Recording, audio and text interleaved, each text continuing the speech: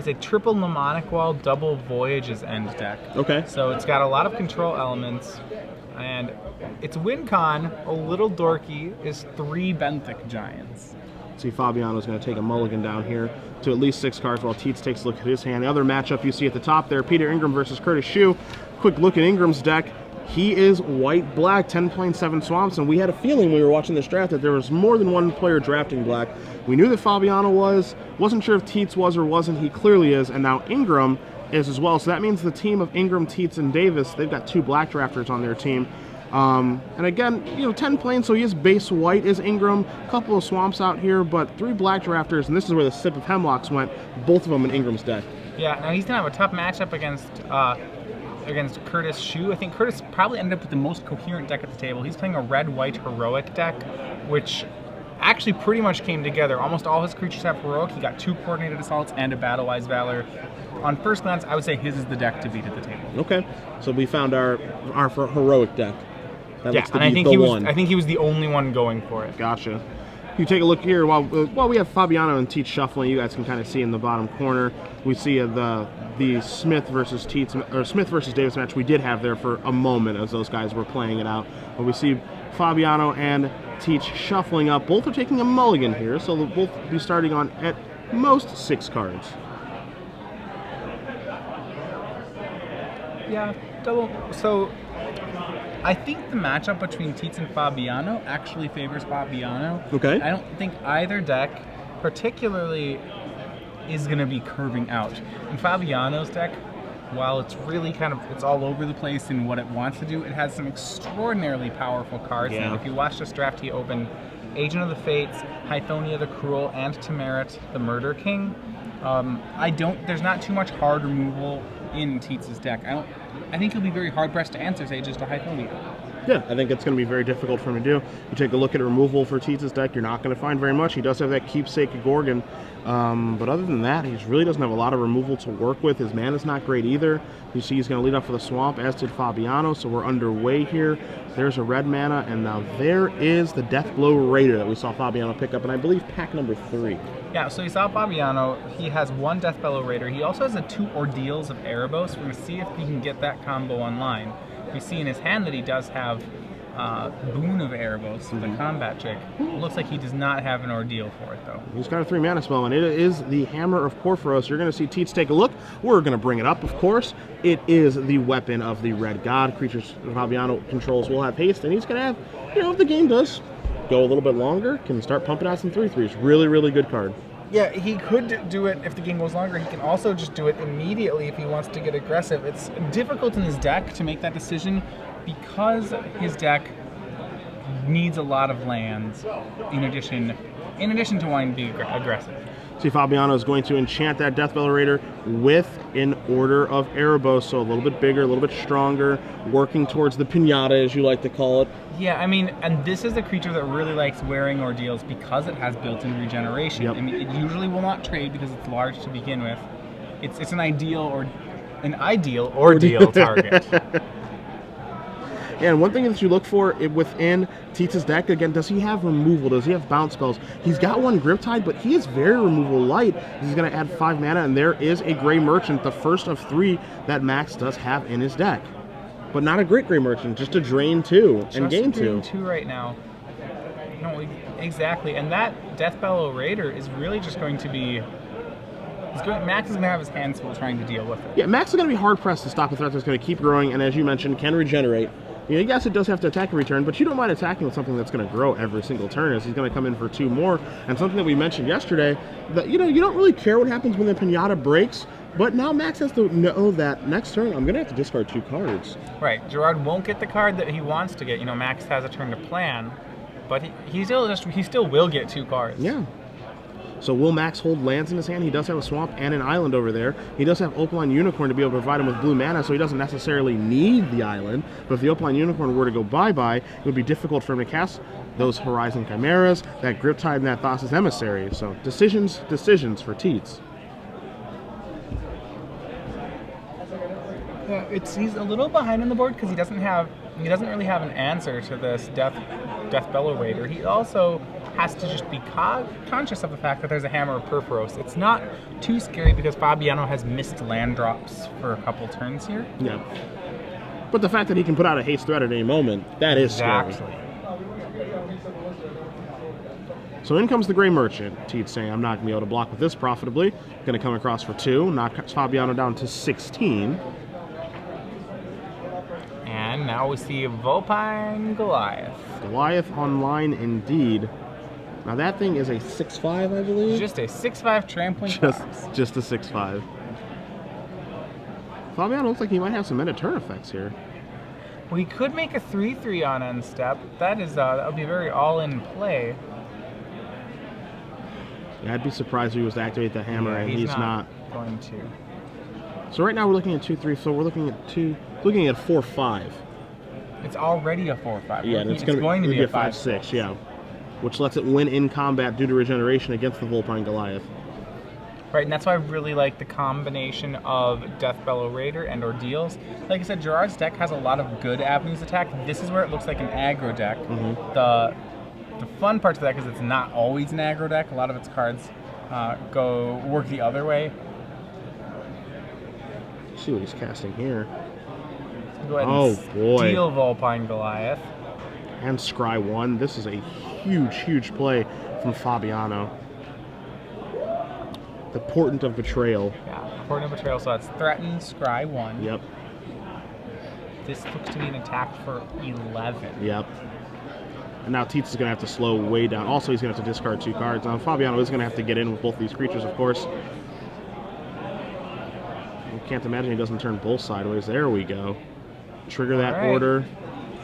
Pinata's going to break. He doesn't lose the 3 counters, of course. No, so that stays on there. That's the good part of the cards. Once you complete an ordeal, you are still all the stronger for it. They feel like quests to me. Yeah. And so now Max has to discard 2 cards, which he's able to do. Discards an Agent of Horizons and a land. Ends up taking, as you mentioned, 6 and 5 is 11. Going to put Tietze down to 2. And Fabiano says, here's your Vulpine Goliath. Thanks for letting me use that. You can have it back in your turn. By the way, you still have to beat this 5/6 regenerator.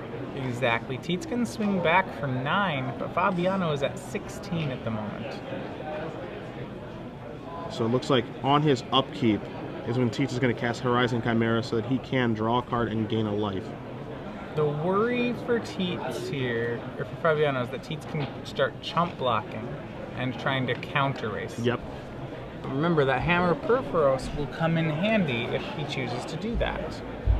You know, now Fabiano's got to balance his resources now because he needs to start by attacking, and then if Tietze blocks with like a Vulpine Goliath, his turn will be committed to regeneration. But you know, he can't actually, you know, play a threat pre-combat and attack with both guys because his regenerator could die. So I think it starts for him by just attacking the Deathbellow Raider on his turn. Little blocks will happen. If he does block with Vulpine Goliath, then, you know, regenerate and pass the turn back. If he chump blocks, then, you know, you can play a spell post-combat. I'd be surprised if Vulpine Goliath is untapped here. I'd be surprised too. See, Max, you're weighing options, though. The counter race is probably the most obvious line. I don't know if he has a way in his deck to actually deal with Deathbellow Raider. He may just have to race it. Yeah, the best he can do is a Griptide. And Griptide is very good, to be fair. I don't want to undersell that card because it's great right now. That's great right here. You see Tietze trying to figure out exactly how he should be attacking and what he can do to get himself back into this game, a game that he is very far behind in. And don't forget, Fabiano's got 3 cards in his hand, and those are 3 spells. There are no lands hiding out over there. Yeah, your Boon of Erebos, Baleful Eidolon, and then one other. All right, so there's Vulpine getting into the red zone, going to knock Fabiano down to 10. As Fabiano's going to untap, he'll take a draw step. It's another spell. So he could have swung Horizon Chimera. That would have left him dead to a kill. No. Played that on his upkeep. Right, he can't swing it. Right, he plays that on his upkeep. That will be playing defense for at least one turn. He doesn't have the Hammer of Purphoros in play. Sure.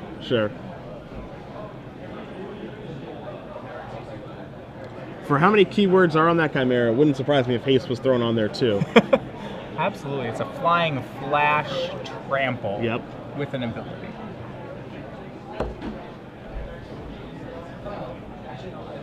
We see the updates here.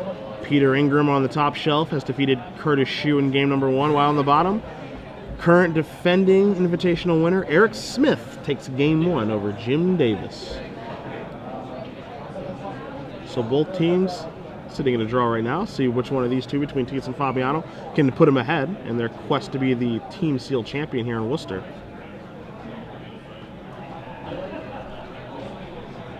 Yeah, all 3 games looking like the game 1s are happening pretty quickly here. This one's, only a turn or 2 from being done.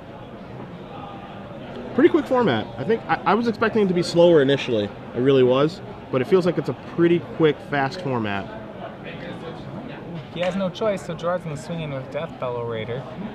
Well, that will certainly elicit some kind of block here. Yep. Remember, Gerard has probably about 2 attacks to win here. Yeah, that Vulpine Goliath is, it's a 6-5. That thing's no slouch. And there is going to be a chump block here from the Gray Merchant. As great of a start as Fabiano has had this game, and I think it's been a very good one, that 6-5 Vulpine Goliath has changed everything. And it's going to make it a difficult game for him because, it's not easy to block because it's a 6-5 with Trample. And he doesn't really have a great removal spell for it.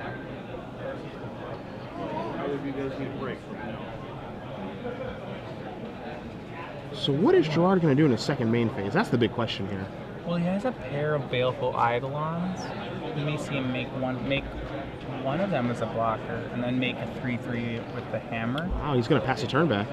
Yeah, no plays. For instance, he had Boon of Erebos. Perhaps he's thinking about hammering up a 3/3 and booning it to block. Okay. He would take 5 on that line, however.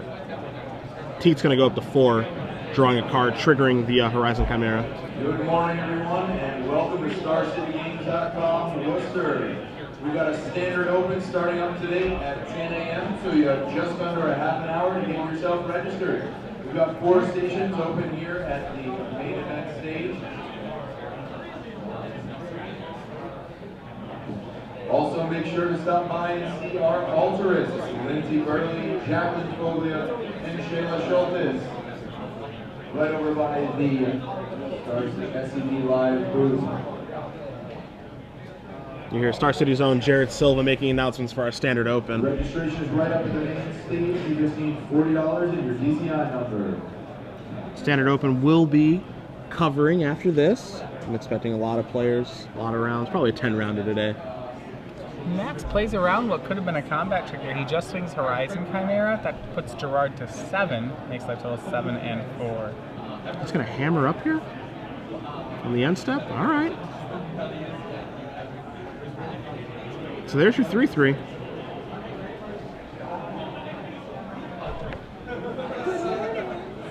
Yeah, so by doing that, Gerard is taking some of his hand out of play here. Remember, he was trying. It looks like he was trying to get that block of hammer plus boon of Golem plus boon of Erebos. But by just swinging the flyer, Max really denied that option. So just makes a 3/3 Golem token. Golem enchantment. Or, excuse me, Golem enchantment artifact creature. Yeah. That's a Token. mouthful. Enchantment artifact creature token. Yeah. I bet they had a lot of fun templating that in the office. Looks like he's going to make another one here. It looks like maybe everybody's getting in. Well, that's gonna force. Okay, so because he has boon, he's gonna go ahead and try to swing and then boon whatever's unblocked for the win. So Sure. This loses to a removal spell. Yep. And Fabiano. So we got mana being tapped. And there is another Horizon Chimera from Tietze. That's a big draw there. Yeah, Fabiano not completely bad here because he can still boon a creature, so that he's going to have to boon a creature and trade with Vulpine Goliath. Looks like he's in some trouble now, though. I mean, he absolutely is. But he will kill everything that blocks, and Fabiano will go to 5 when he casts boon, and then down to 2 next turn when the Horizon Chimera swings. Okay. He's still alive. Still alive is better than dead. That's for sure. And he had such a great start here. Really, he just wasn't able to. Has been unable to keep pace with the fact that Max is playing a creature every turn. Yeah. It doesn't particularly matter what the creatures are. I think Volpine Goliath was the best one here, but these Horizon Chimeras just were any Hill Giant would have done the same thing. Yep, and they have been great the entire time. See, Tietze is going to move around his blockers, see what he wants to do here.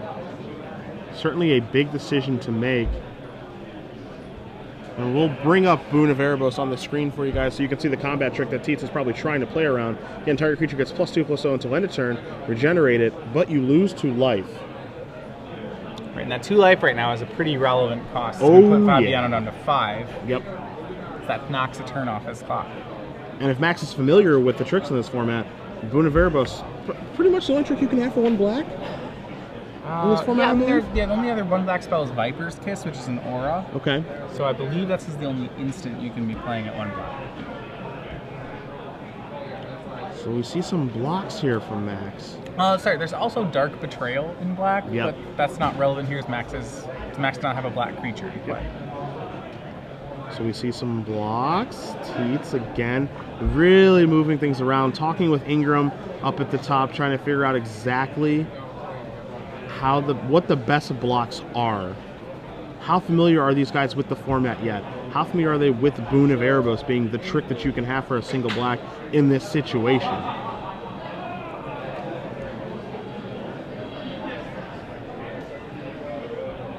And if Tietze lets through this 1 creature, he just dies to the Boon of Erebos.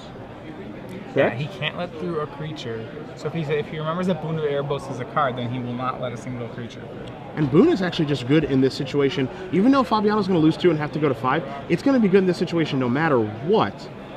Well, it lets him eat Volpine Goliath, so he doesn't die on the swing back. And Max, forgetting about Boon, lets 1 creature through, and that's going to be enough to seal the game. And Gerard, I think, somewhat steals the game. I was thinking the exact same thing. He kind of steals one there. I think the Boon is going to be good no matter what, but if Max does block, the Boon doesn't win the game. It's just a good card at that point. So even in that situation, Gerard would go to 5, and the board would be Max would have 1 Horizon Chimera, and Gerard would have a Golem and a Deathbellow Raider, and Gerard would be at 5. So unless Max has a good follow-up, he's probably going to die on the next attack anyway. Gerard will be able to sacrifice another land and swing a 3/3, a 5/3, a 5/4, a 3/3, a 4/5, and a 3/3. Yep. And probably be able to swing lethal at that point. So we're going to cut into our Eric Smith versus Jim Davis match. I'll let you update the board state for us very quickly. All right, so we have Eric Smith's up a game. He is playing a blue-red deck. Right now he just has a Vaporkin, but he's in a little bit of trouble. Jim Davis is only stuck on 3 lands, but his red-green deck is having no problem with that. He's made Minotaur Skull Cleaver with Feral Invocation on it. It's 4/4 now. He's been able to drop Smith down to 10 life, where Smith has only gotten Davis down to 13 thanks to a timely time defeat that was played on Ill-Tempered Cyclops. You see in Davis's hand, he has not 1 but 2 copies of Dragon Mantle hanging out. It's going to come across for forward, and we have that's a Grip Tide, and that's a really good Grip Tide right there from Smith, putting that Minotaur back on top of the deck. There is your Spearhead Oread.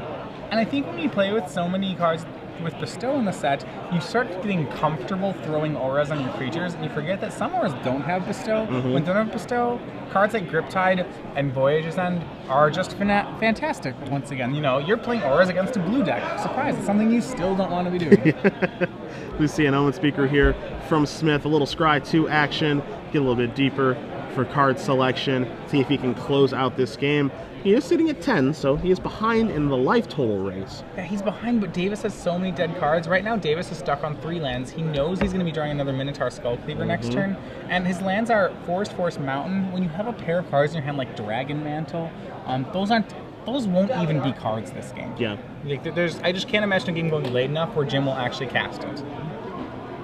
So the Scry is going to happen. Smith is happy with what he's done. Here you see a bunch of things. 2-headed Cerberus, another Spearpoint Oread, an Anvil Rot Raptor. Not the best draw here from Jim, that's for sure.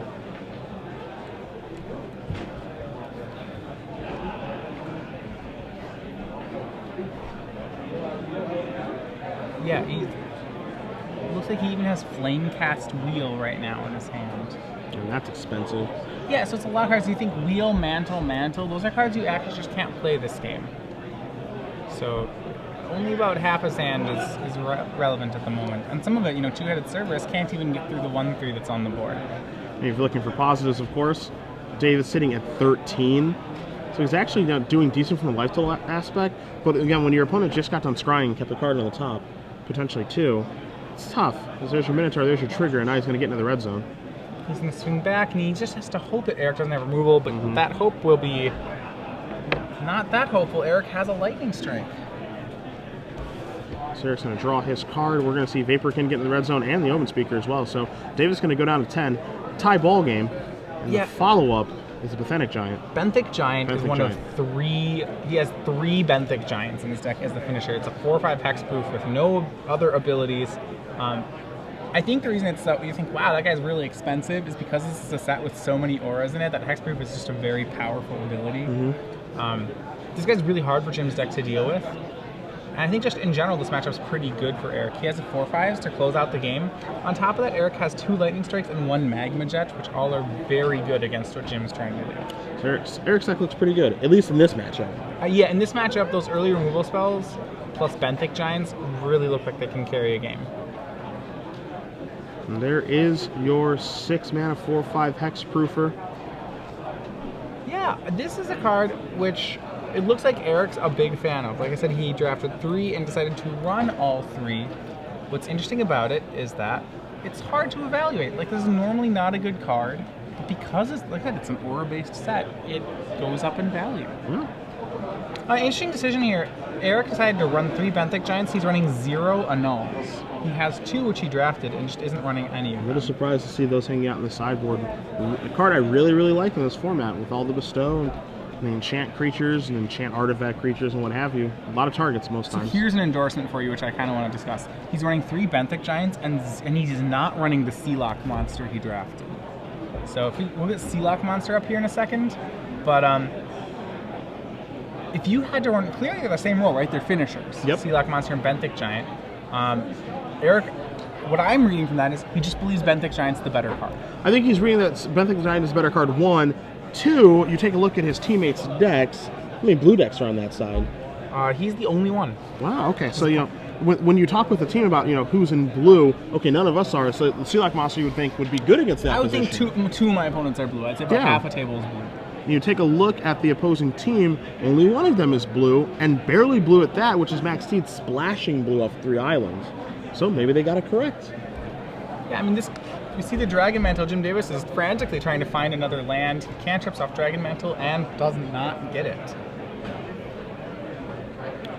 He just has to pass the turn back, which is just a total bummer for him. Just a really, really weak turn there for Davis, and now he's going to get attacked by a couple of things this turn. Well, the worst part is because he didn't even draw the mountain, that gives Eric Smith the ability to swing with even Omen Speaker here. So Benthic Giant's going to get chumped. Smith going to get in 3 more points of damage.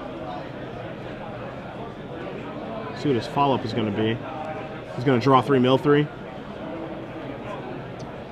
Of course, this is Thassa's Bounty that is being cast.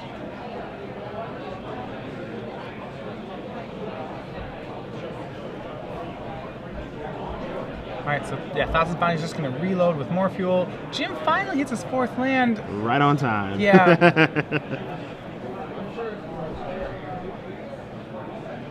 Tough way to go down, but the good thing here for this is that, again, it's best of 9. It's not just, it's not the team that wins this first round, it's over. So for Jim, if you're looking for positives, that's certainly one of them. So, okay, originally I said I thought that Curtis Sheu had the best deck. I guess I should back up. Something that's important in team drafts is it is not uncommon for team drafts because there's only 6 players, for one color to be monopolized by one guy at the table. I would say every 3rd team draft it happens, and Eric Smith is the lucky recipient of it this draft. Maybe lucky's the wrong word. He read the color signals correctly, where he's the only real blue player in the draft. So he just had free reign on the blue cards. And that is a good spot to be, and that's why you see him happily picking up his permanents, because he does win the match 2-0 over Jim Davis. That means the team of Sheu, Fabiano, and Smith are up a match so far in this best of 9 free-for-all. looks like we're going to be cutting over to the Sheu versus Ingram game at some point here. It looks like Fabiano and Tietze look like they're resolving mulligans for game number 2, but we'll make sure we do a confirmation from our spotter about exactly what's happened so far in that match. So I want to look at a breakdown of, the anatomy of what happens in a team draft. We look at all 5 of the colors and how many people ended up in each color in a team draft. There were 2 solid white players. Okay. No one splashing white. In blue, there was about 1.5 people playing blue. Eric Smith's really the only one playing it. Max Tietze is maybe splashing it. That's about it. Blue is really a monopolized color. But then if you look at the other colors, there's a lot more contention. You have 3 players in black. You have 4 players in red.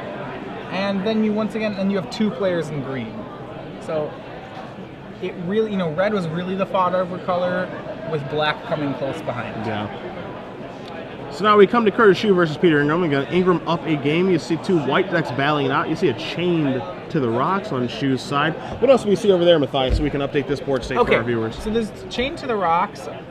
Over on Sheu's side, we also have Anvil Rot Raptor. We have Spear Point Oriad. It looks like it's currently going on an ordeal of Perforos. They're working together. We have on Peter's side, we have Hopeful Eidolon, and we have Setessan Battle Priest, enchanted by Night Howler. Okay. Night Howler looks to be at least one. At least one. There's the Setessan Battle Priest.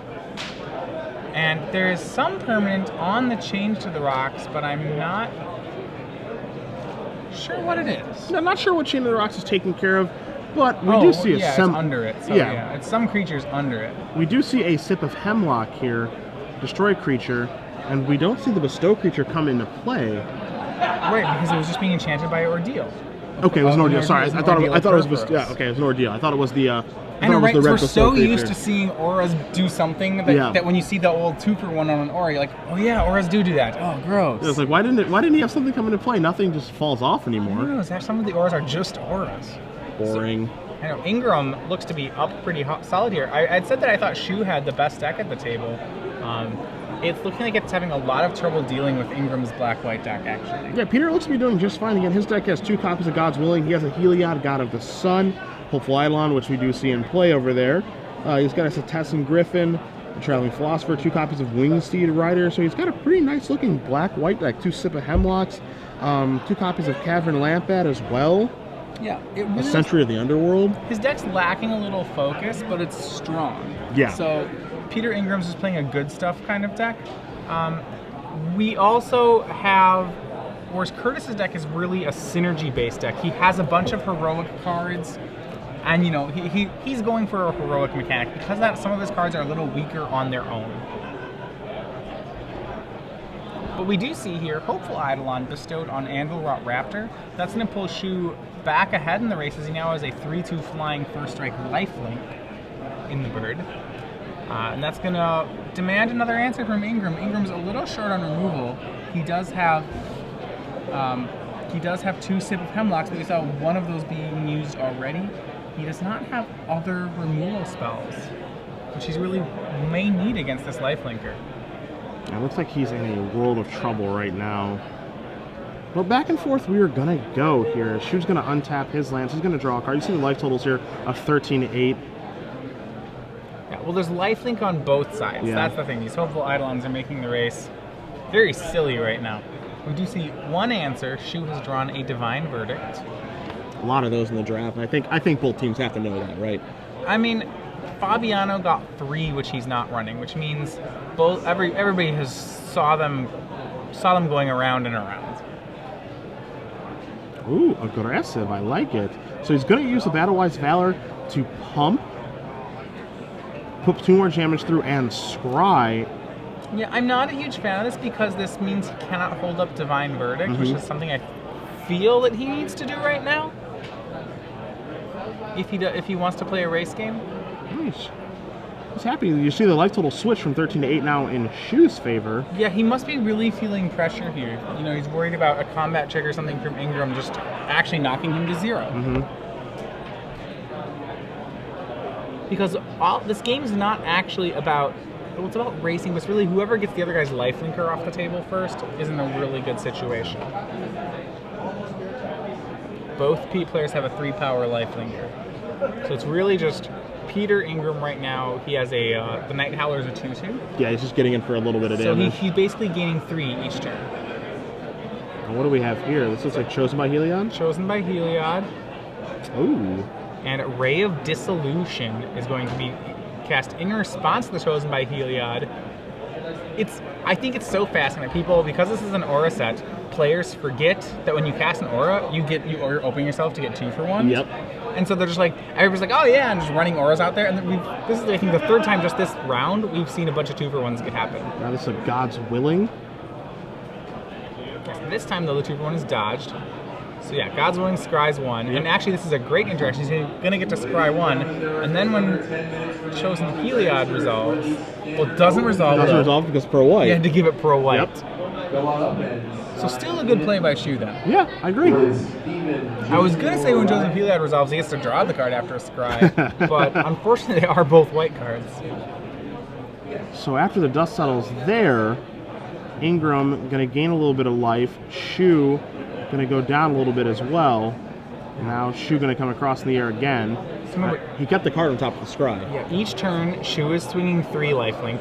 Peter is swinging 6, gaining 3. So Peter is knocking 3 points off Sheu's life total every turn. But that maybe put to an end here. Sheu's going to almost certainly try to Divine Verdict that Hopeful Eidolon. Yep. And now I'd say Hopeful Eidolon, kind of one of those sleeper cards of the Team Sealed for me. It's a card, I generally look at cards that are 1/1s for 1 and say, gross. I don't really want anything to do with a 1/1 for 1. I understand you put a nifty ability on it. It is still a 1/1 for 1. But yeah, that is, it's an expensive way to give your creature +1/+1 in lifelink. I think that's what Hopeful Eidolon is going to be a high percentage of the time. Well, it's interesting though. So that's what I thought it was like. Okay, it's a really dorky, expensive gift of Orzhova. I'll use, but now we see it has some second application because that 1/1 it left. So it did do that dorky thing this game, and then it left behind a 1/1, which now turned into a 3/3 Intimidate. And now it's another annoying lifelinker. Like this card is just carrying so much more weight than the 1/1s for 1 normally do. I'm really interested, see how people weigh this card in booster drafts and how high you take this card. It's certainly it can't be a high pick, can it? I don't think it can be a high pick because it's a role player and you don't want a bunch of these in your deck, obviously. And you want access to one, potentially two.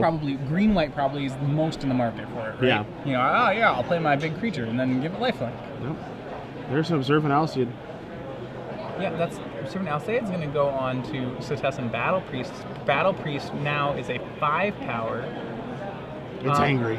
I think it's a really savvy play by Ingram. He did not put it on Hopeful Eidolon. That's the card you would normally expect to put that on, but I think he knows that as long as Eidolon's alive, he can't lose. Yep. So let's play for the situation where he kills Eidolon. If he kills Eidolon, I want my other guy to be as awesome as possible. And that's the situation that's occurred. Exactly that happens. Yep. So this turn, Ingram's swinging 5. And it's interesting, so now in this post-verdict board state, Ingram swings 7 each turn and Sheu swings 3 lifelink, which is kind of like swinging 6. So Ingram's actually still winning the race, thanks to that really heads-up play of the Observant Alseid. So now Sheu's going to untap. I believe he's got 1 card left. Which is land. Mystery card drawn. Does he have Labyrinth Champion? Yeah, I believe that's Labyrinth Champion. Okay. Actually, Ingram, the Night Howler just grew again thanks to Hopeful Eidolon. So yeah, it's actually, Peter Ingram is maybe still up in the race. And he can't deal. Yeah, I think he's still up. It's going to go 7-7. Sorry, that was not Labyrinth Champion. That was Titan Strength. Titan Strength was a huge draw there, actually. So Titan Strength is a deal 3, gain 3, acting as basically a Lightning Helix with Scry right now. And the Scry one was into a Fabled Hero. Okay. I believe the Fabled Hero was topped there. And so what this does now is that this might put Ingram into being dead next turn and not being able to kill his opponent this turn. We'll get our life totals updated and make sure we're exactly where we need to be, but it looks like that Titan Strength was an insanely good draw. Yeah, I mean, right now, Ingram, so Sheu's back up to 10, and Ingram, I believe, has a swing of 9. I think I believe it's a 7-power Setessan Battle Priest right now. And the Lampad makes this a swing of 9. We have Hopeful Idol, 1, 2, 3, 4, 5. We're gonna not pause him on Night Howler's size if this is lethal. Doesn't feel lethal. I mean, there's no picking up permanents. Picking up the cards. Okay, so Sheu goes on a 2. Yeah, that would suggest that the Night Howler is giving +3/+3 right now. question right now is, does Ingram have a chump blocker? He needs some way to not die. Yeah. Walker to the main event stage, please. Adam Walker to the main event stage. 3 mana. It's a... Scholar of Athreos. That's not going to... He's not going to die right now, though. That should be enough. Remember, that's going to gain... It's going to drain that 1 life point. I think that should be enough to get it for him. Yeah, he says, okay, gain and drain. 5 and 1 become new life totals. Sheu's going to try to steal some of those life points back, but I'm not sure. He will successfully do that. Yeah, There's a Fabled Hero. 4 and 2, so Fabled Hero. So the problem here is that Fabled Hero, there's a chump block. He takes 2 off Cavern Lampad and gets drained twice off Scholar. That's 4 points. And Scholar can even get in the red zone, too. Yeah, so Ingram can force 5 damage through. I think Ingram is going to come to that conclusion momentarily. What can my opponent have to get himself out of the situation? I'm not sure that there is anything.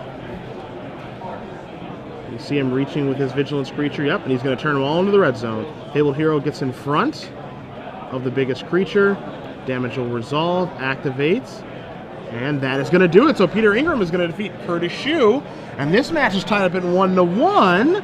And that means we're going to go over to Tietze and Fabiano to see who's going to take the lead here. And it's possible that they're going to try to start another match right now. So now that 2 matches have finished, they have the ability to start the next round. I don't know if they do. Do they do them all? Yeah, we do them all at once. They're all batched. Yeah, so all at once. So I know when these are done in unofficial settings, what would happen is, of the 4 players who are now waiting, 2 of them would say, hey, let's start a match. Yeah. And then the other 2 guys would wait so that you could do you'd get a head start on the next round. Yeah, the difference here is that, now the 2 teammates can actually help Fabiano out, and they can play a little 3-headed giant with Tietze during the Tietze and Fabiano match. And so that's exactly what both teams are going to do, as whoever takes the lead in this first set of games, it is going to be crucial. We cut into a game state here where Fabiano has an Abhorrent Overlord in play, and he looks like he's doing absolutely great here. So that's Tietze's Abhorrent Overlord, but it doesn't matter. Fabiano takes the match. So all of these were in 2 games. So Fabiano and Eric Smith take games 1 and 2. They're up right now. Team of Fabiano, Smith, and Sheu is up 2-1 at the end of round 1. So the team of Ingram, Tietze, and Davis are going to have to fight back, but we're going to bring it back to the booth for you guys right now, because while these two teams get set up for the next round, we're going to give away some trivia. All right. So it's super easy. I got the question. All right, you have the question time. I did one last night. Yep. So you're the rules man. I'll be the question man. All right. So let's explain how this contest works. Is that Cedric Phillips here is going to ask you a trivia question about Magic the Gathering or the Star City Games Open here in Worcester, Massachusetts. That's right. You, if you are following us on Twitter, will have a chance to win a year's worth of Star City Premium. But to do that, you're going to have to tweet the correct answer with the hashtag SCG Premium attached to your answer. So after that, we will, at the end of the round, once they've finished, I believe, the entire finals, we will announce the winner of 1 year's worth of Star City Premium. So you will have up until the end of the entire finals to answer the question. Right. Remember, with the hashtag SCG Premium. So with that, what question are we asking them? All right. Pretty easy one this morning. Star City Games Open Series here in Worcester, Massachusetts. Next weekend, I'll be doing coverage with Adrian Sullivan. But where will we be doing coverage? That is the question. Where will the Star City Games Open Series be stopping next weekend? A little hint is my hometown. Dublin. Close. Okay, no. Close. All right. A little hint, it is my hometown. So if you do know the answer to that question, hashtag your answer, hashtag SCG Premium. Again, we will announce the winner at the conclusion of our finals here of the Team Sealed Open. Again, Adrian Sullivan and I doing coverage next weekend. Where's it going to be for the Open Series? All right. Let's bring you back into the match then. I think you know. I think I know where it's going to be. I think I know where you're from. I'm not going to be there. I'm going to be in Dublin already. Must be nice. Yeah. Must be I'm so excited. I've never nice. been to Dublin. Not many have. Ireland, I hear it's pretty sweet. I hear they sell excellent hats in Ireland. I hope really so. excited about I'm excited that. to see what hat you're going to buy. Every Pro Tour we debut a new hat, so if you were following the Pro Tour, you're going to get to see it. All right. Yeah. Well, you can follow the Pro Tour. And if you don't watch the Pro Tour, then at some point on coverage you'll probably see the new hat as well. There's a chance. So, there's a chance. I already have it picked out, but no spoilers. No spoilers. No, I don't want to give it away. He doesn't want to give it away.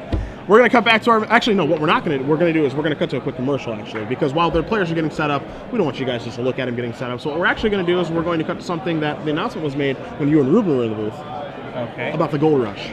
Another gold rush. For Indianapolis. I didn't know that there was gold in Indianapolis. Yeah, there's a lot of gold there. There's gold everywhere. All right, tell me more. So basically, we've done gold rushes before, and we're going to do gold rushes again. And so we are doing our gold rush that we've done at multiple opens, as well as the Grand Prix in Charlotte that we did run. And so we're bringing it back.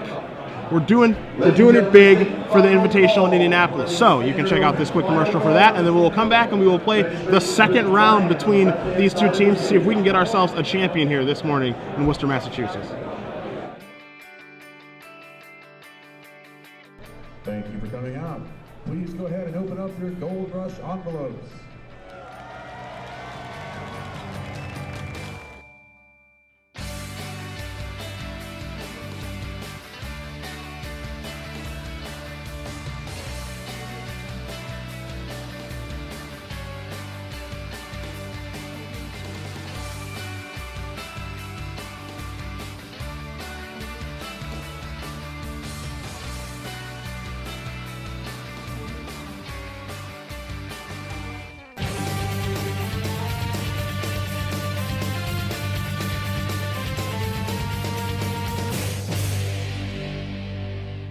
So I'm going to be in Indianapolis for that weekend.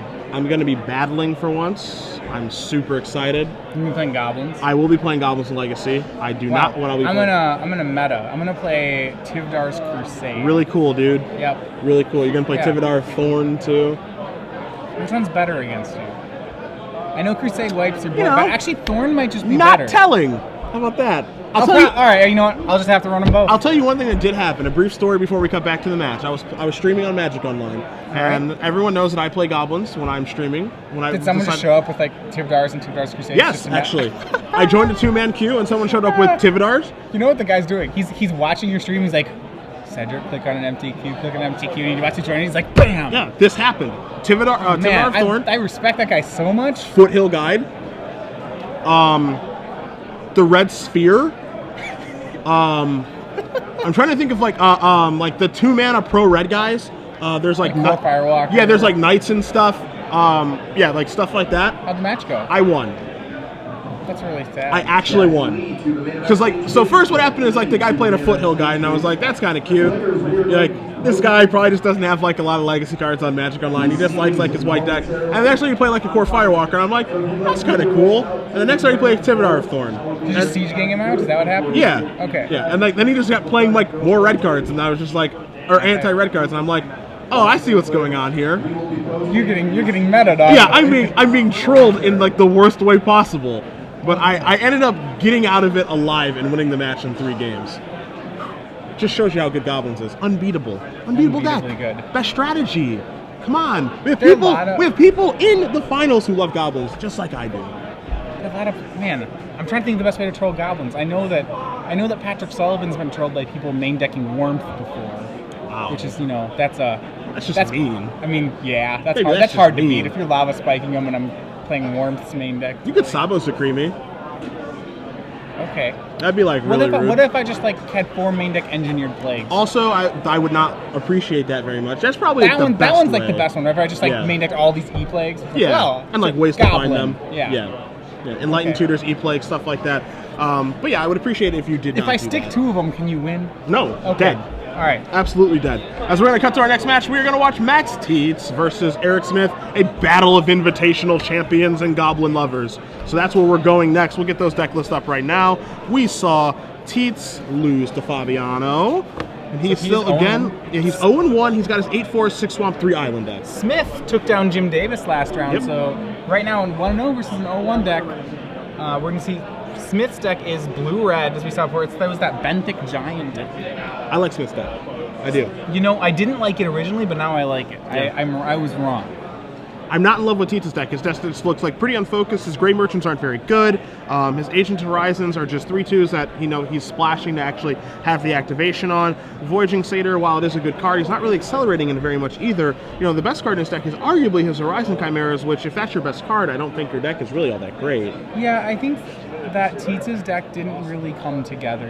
As we see that he's playing 3 colors, and not in a by design way, in a It's more like in the 3 colors. I didn't find enough. Couldn't find the 2 colors I was supposed to be in. Yeah. Way that does happen in team drafts, especially in the 6-man draft. Yep. You oftentimes just end up with kind of a brew, and not always in the best way a brew. So But you do see Smith and Tietze in the middle. Fabiano is going to play Ingram at the top, and Jim Davis with his Mariano Rivera shirt. So Tietze is pretty savvy in this way, where when you end up, say, in a train wreck deck in a 6-man, one where you really couldn't find your colors and it's getting late in the draft, oftentimes the best strategy you're supposed to do is just to take cards that are standalone powerful. Yep. So what I mean is so Deathbellow Raider is an example of a card that's powerful but not standalone powerful. Sure. One would be like Horizon Scholar is a great example of something, or Horizon Chimera. It's a 3/2 flash flyer for 4. Yep. That's a standalone powerful card. It doesn't matter what your deck's doing. If you cast it, it's good. So Tietze, I think, correctly at one point identified that he was train wrecking and just said, all right, I'm going to try to only play good cards. Yeah. And if my mana comes together, I will beat you up with good cards. Yeah. That said, that's still usually not as good as a deck that actually had an archetype and drafted the archetype. And is like pretty coherent as well. Right. I certainly agree with you. Tietze's cards have no overarching game plan. The game plan is to play things that are good and have better cards than your opponent and win because your cards are better. Yeah. Trying to outcard quality his opponent is what Tietze's strategy looks to be, because his deck just did not come together the way that he wants it to. But, I mean, he's playing against a deck that does have high card quality, arguably higher card quality than his own from Eric Smith, with the 2 Lightning Strikes, the Magma Jet, and everything else he has in there. What may be difficult for Max in this matchup is that I'm not sure that his card quality is higher. I'm not sure that he even has the edge there. Because Smith has a board of 2 Lightning Strike, 2 Voyage End, 3 Mnemonic Wall, I'm not actually sure that if the game goes late, that this favors Tietze. I'm with you. So Tietze is not stronger in the early game and not stronger in the late game. What he's going to have to do is probably just draw better and play better. Well, it's possible. It's certainly possible. But Tietze is a former Invitational champion, and he's playing against the current Invitational champion, Eric Smith. And we are underway here in round 2 of the finals of our Team Seal tournament. So let's see who is the better Invitational champion, Matthias. All right. Well, first play of the game is Max Tietze. It's a Voyaging Satyr. Smith immediately Lightning Strikes him. And no acceleration for you, says Smith. And now he's going to play a Triton Fortune Hunter and pass the turn back. So wait, that card can be devastatingly good in decks that can target it. Now, Smith had access to 2 Fate Foretold's in his deck. He's not running either of them. So as far as ways to target it, he has a Triton's Tactics to target him with, and outside of that, he actually has no ways to target Triton Fortune Hunter. He's pretty much just running it as a 2/2 for 3. Maybe kind of a decoy? Yeah, that's fine. Its stats are a little low for a decoy. If he can, I guess his best hope is that he baits a removal spell with it. Yeah. I have seen that strategy employed before, and that is a card worth killing if the opponent doesn't have a removal spell, because it can get out of control pretty quickly. Yeah, Smith's deck's actually really low on creatures in general. So it has 1 Vaporkin and 1 Fortune Hunter. Outside of that, I think the only creatures he's running, he has 5 creatures that can win a game, and that's, if I don't count Mnemonic Wall as creatures and Omen Speaker as creatures. Okay. Then he has 3 Benthic Giants, an Ill-Tempered Cyclops, and a Stone Shock Giant. So he really has 5 cards that are capable of winning a game. Well, hey, if your opponent can't beat him, that's going to be good enough to win. You only need 1 of them. You may be wondering what that forest is in for Eric Smith's deck. I was thinking the exact same thing. It's the rare, the Prophet of Kufrix. Yes. Sorry, so that's another one. That's actually a creature, I don't think it can win the game on its own, but it's still a great card. Yeah, it sure makes it hard for the opponent to win, that's for sure. I wonder if Smith is going to be interested in, if he wants this trade to happen. You see Tietze a little bit curious, should I trade here with my Agent of Horizons, or at least try to? We know that Eric Smith can't really target this it. To happen. This trade would be great for Eric. But Tietze is just going to take the 2 damage, going to go down to 18. We'll move into Smith's second main phase. You see Crackling Triton from Eric Smith.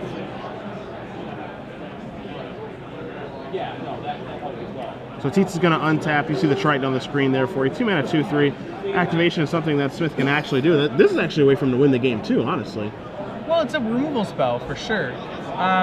So Triton, there's this whole cycle of basically gold cards in the set. Triton is one of them. It's the blue-red one. It's actually it's pretty aggressively costed. I do like the card. I do too. Does he want to offer up a trade here potentially?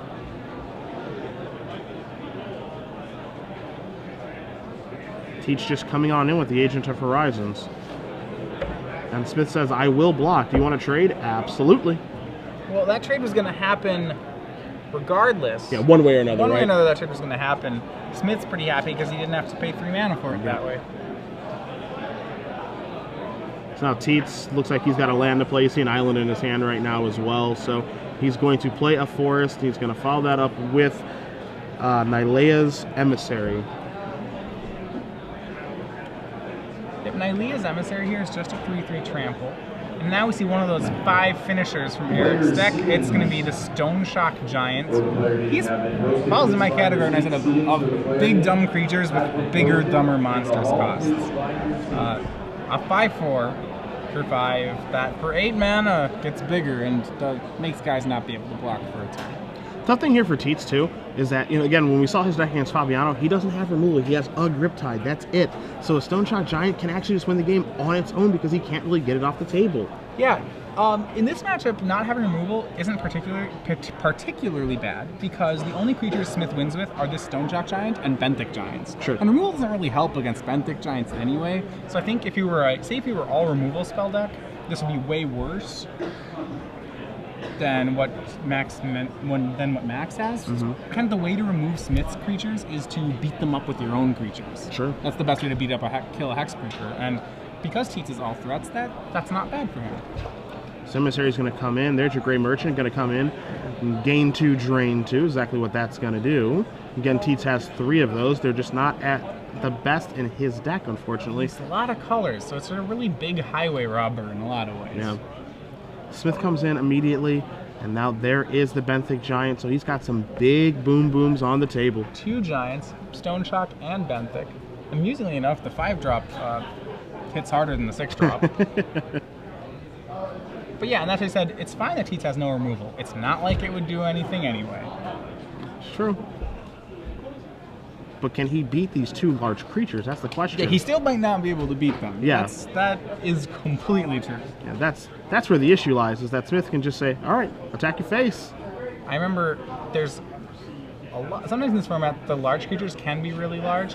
I remember at the pre-release seeing a deck played where basically the unbeatable curve was Vulpine Goliath into Vulpine Goliath. Yeah. It's like, well, this is dorky, but it sure is a lot of power. You could say Goliath online. Yeah, giant into giant into giant, regardless of how good the stats are, can be really hard to deal with. I like the mana base right now by Max, by the way. A little bit of this, a little bit of that. Yeah, it's 2/2/2. That's all you need. It's perfect. You can probably play all your spells now.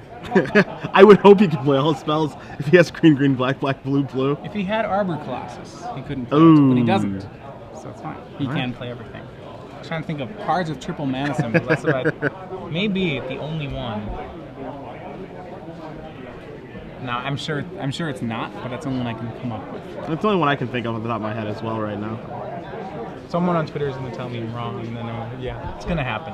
But so what is Tietze going to come with this turn? Because I think he's in some serious trouble right now. You see life totals are 15 to 15, but he's behind on the board, and you know those giants are going to come crashing in next turn. And that is an excellent answer. Yeah. Keepsake Gorgon. If he gets to monstrous that, he actually just fine. He kills Stone Shock Giant. Keepsake Gorgon's amazing on this board, actually. It's not bad. He can kill both giants. Yeah. And then the next giant. Once it becomes a 3/6, he can kill even the next one. Really, really good card is the Keepsake Gorgon. One of my favorite uncommons in this set. Yeah, we saw a difficult pick for Gerard Fabiano. He's playing black-red. He could have second-picked this or second-picked a Lightning Strike. He went with Lightning Strike in pretty short order, but that allowed Max to get a third pick Keepsake Gorgon, which is pretty relevant right now. So there's Voyage's End. Bounce Spell, Scry 1. The card I've been most impressed with this weekend from the common slot is this one. Incredibly efficient, scrying is really good, and now into the red zone, the creatures are going to go. The swing of Triton Fortune Hunter really shows a lot of aggression on Smith's part. Yep. It really suggests that he doesn't have a way to deal with the Gorgon, so his best plan is to try to get as much damage in right now and try to swing past it next turn. And I like this swing too a lot because in order for Tietze to be able to kill one of the giants, he has to double block. And so this means that he can get 2 points of damage through with the Triton Fortune Hunter. So see here, you see the double block. So this means that Smith did not miss out on 2 points of damage. Really, really good attack there. Now the question is there another removal spell for Smith? You know, if there's another Voyage's End. Oh, he's cardless. Okay, so yeah, Voyage's End End was the last card. This Yeah. is a safe block. This standard event, so if you have your legacy deck list in front of you, that's not going to work out so well this weekend. We do invite you to join us on our next trip that up swing here. is aggressive in the sense that if Smith's next draw is a land, he just lost the chance to monstrous the Stone Shock Giant. But he knew the top card was deck because of the scry. Okay. So he knows it. He knows that it's a Voyage's End number 2. Voyage's End. Yep. Oh my. Scry, bottoms up, into the red zone again. Just Benthic Giant maxes at 9. I'm not sure Smith has got him low enough. Yeah, no, this is very, very aggressive play with those bounce spells because now the keepsake Gorgon is going to come into play and it's still going to be good. Yeah, it's going to dominate the board. Smith is really, if he was only 5 damage short, I'd like it, but he's 9 damage short. Wonderful brew that you have come up with. For Pretty aggressive line of play. You see Tietze is going to chump block with the Gray Merchant. He's going to keep his life total at 9. So Benthic Giant is the best creature on the board right now, but you see Tietze tapping his mana. He's ready with the Gorgon yet again.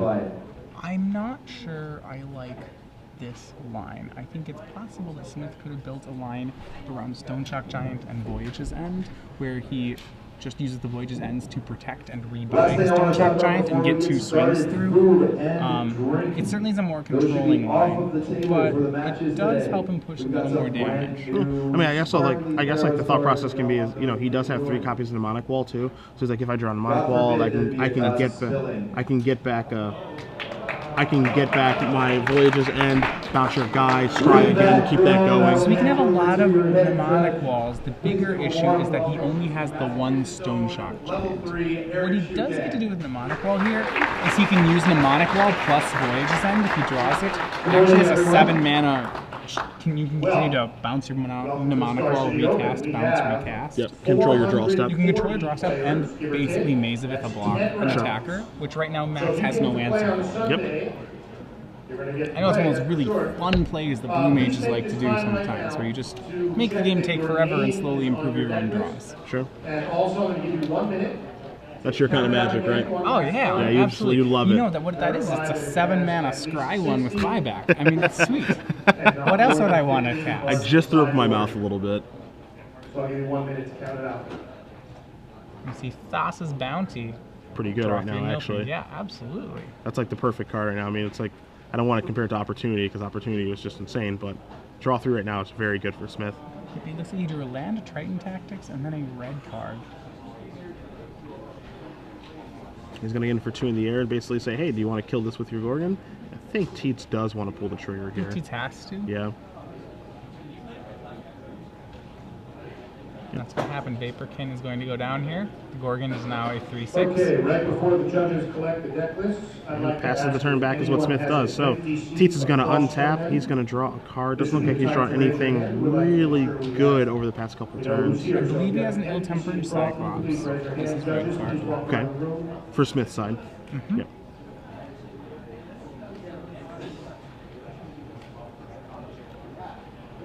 Tietze reaching. Looks like he's trying to get into the red zone here. Gonna come in with the Gorgon, huh? Well, he must have drawn something to make this attack make sense. Yeah. So it says, all right, I'm gonna go down to 12. Smith is probably eyeing that Benthic Giant saying, all right, buddy, we're gonna go in the red zone next turn. Or are we? 5 mana. Gray Merchant number 2. Alright, so that drains for 4. Mm-hmm. These cards really cannot be understated of how good they've been. So either is that... Actually, that's a Magma Jet. Okay.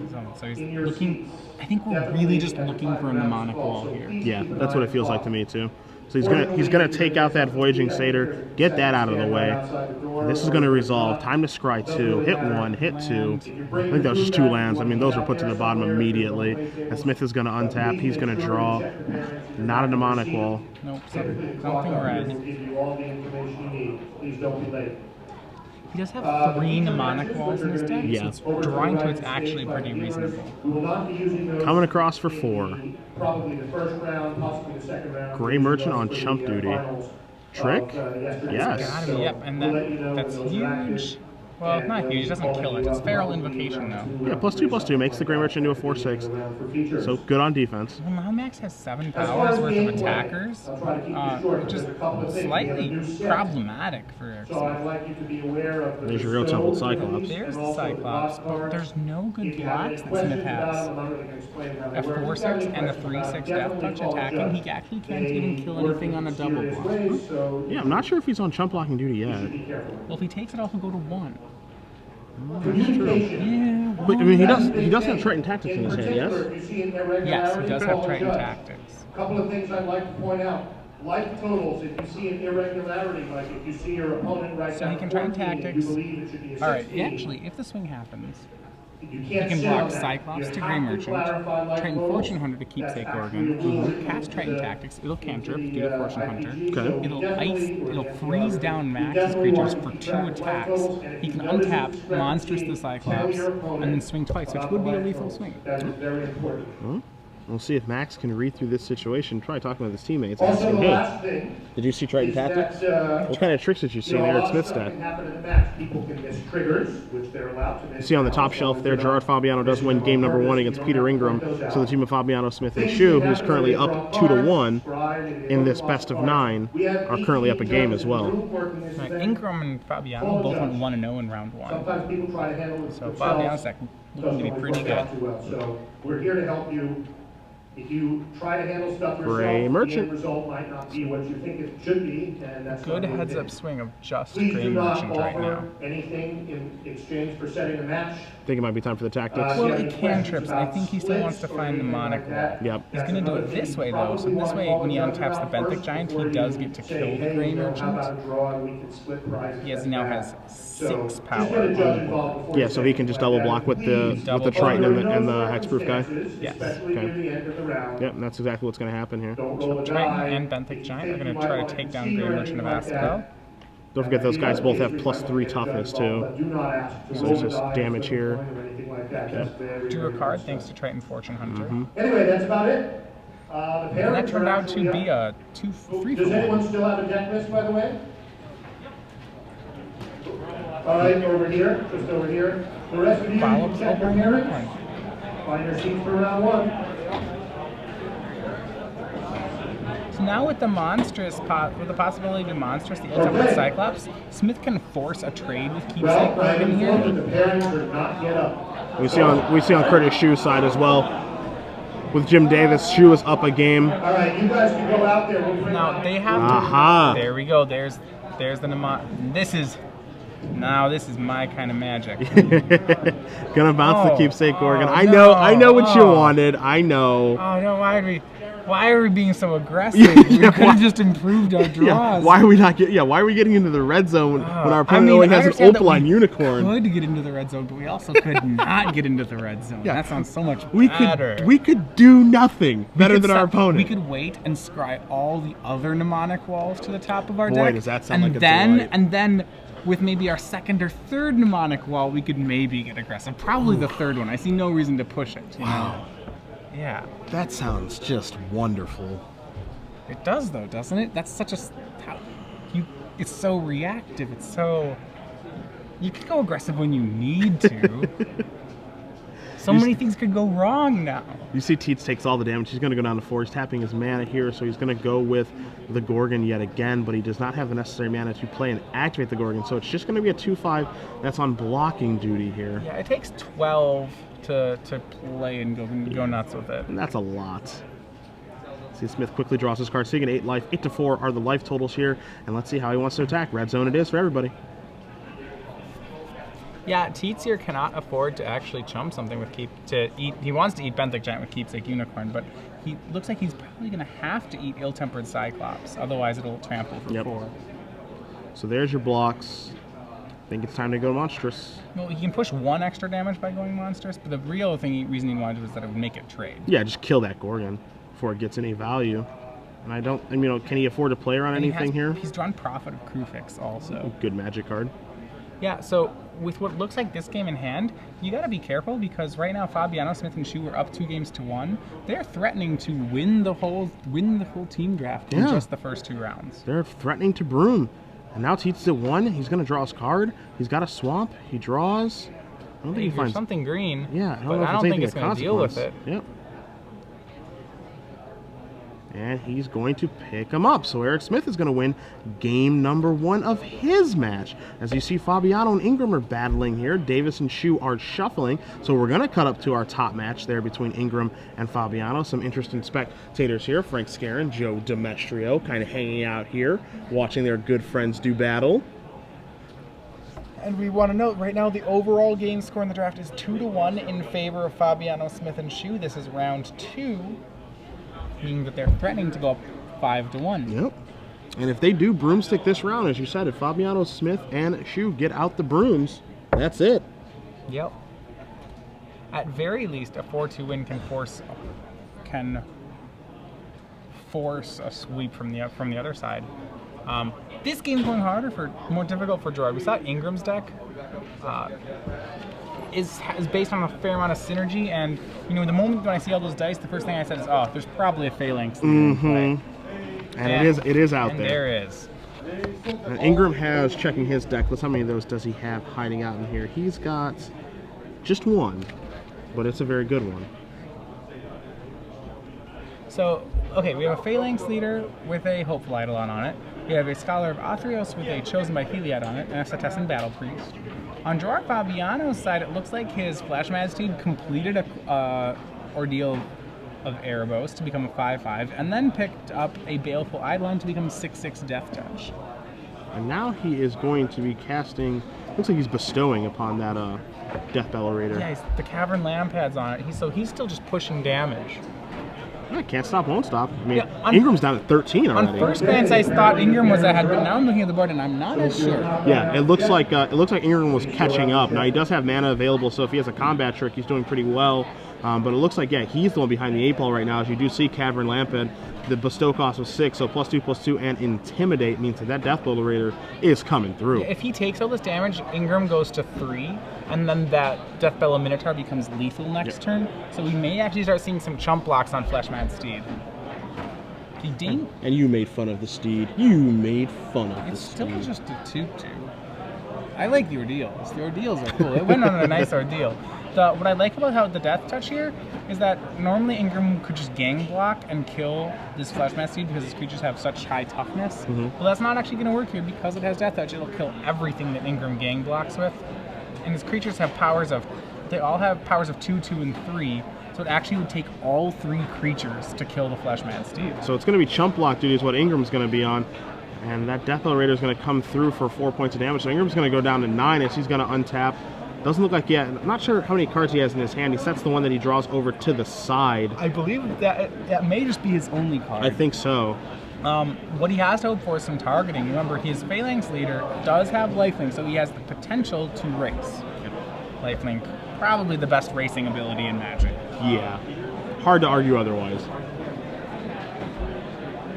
At the very least, even when he draws lands, the Scholar of Athreos means there's not really a dead draw for him. He gets 2 Scholar activations if he doesn't want to cast redraws. But he is taking 10 a turn, so racing against... It's close, actually. So Ingram has 5... Say he just draws lands. He gets to, right now, swing with the help of Scholar of Athreos. He's actually swinging for 7. He's swinging for 7. So 5 on the attack and then 2 on the drain. And then he gains 5. So he has a life point swing of 12, whereas Fabiano only has a life point swing of 10. So he's actually a little ahead. There's a Wingsteed Rider. Going to pass the turn back is Ingram. Fabiano's going to draw his card. I'm surprised he didn't swing with the Scholar. That indicates that he's going to chump with the Scholar. Yeah, look, it feels like, again, that something is on chump blocking duty right now. You'd have to be the Scholar, otherwise it would have attacked, right? Yeah, that's true. So in comes Fabiano yet again. See, life totals there, 14 to 13. Really, really important match for the side of Ingram, Tietze, and Davis here. They need to get back into this thing because if they go down 3-1 and both of the teammates are already down a game, and it looks like Smith's deck is just much better than Tietze's, we're looking at maybe a 4-1 deficit, and then they can't lose again. Exactly.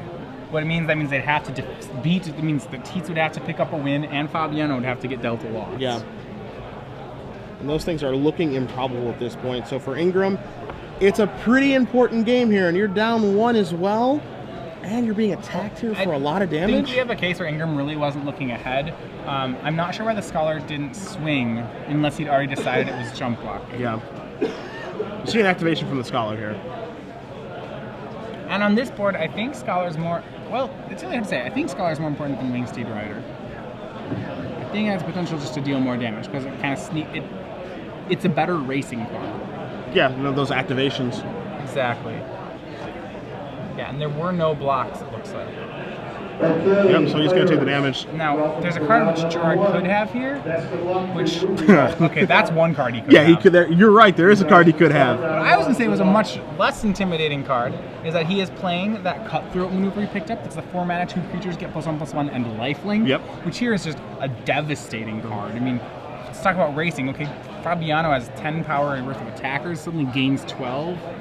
That would that closes out a race. But also what closes out a race is Hythonio the Cool. Yeah, Hythonia's not so bad here, and that's exactly what Fabiano played for his turn before confidently passing back to Ingram. You see the life totals of 13-3. Not only does Ingram have to deal with that Death Accelerator that has Intimidate and +2/+2, so it's attacking for lethal, but if the game goes any longer, Hythonia is ready to clean everything up. Yeah, she's 2 lands from winning the game. Yeah.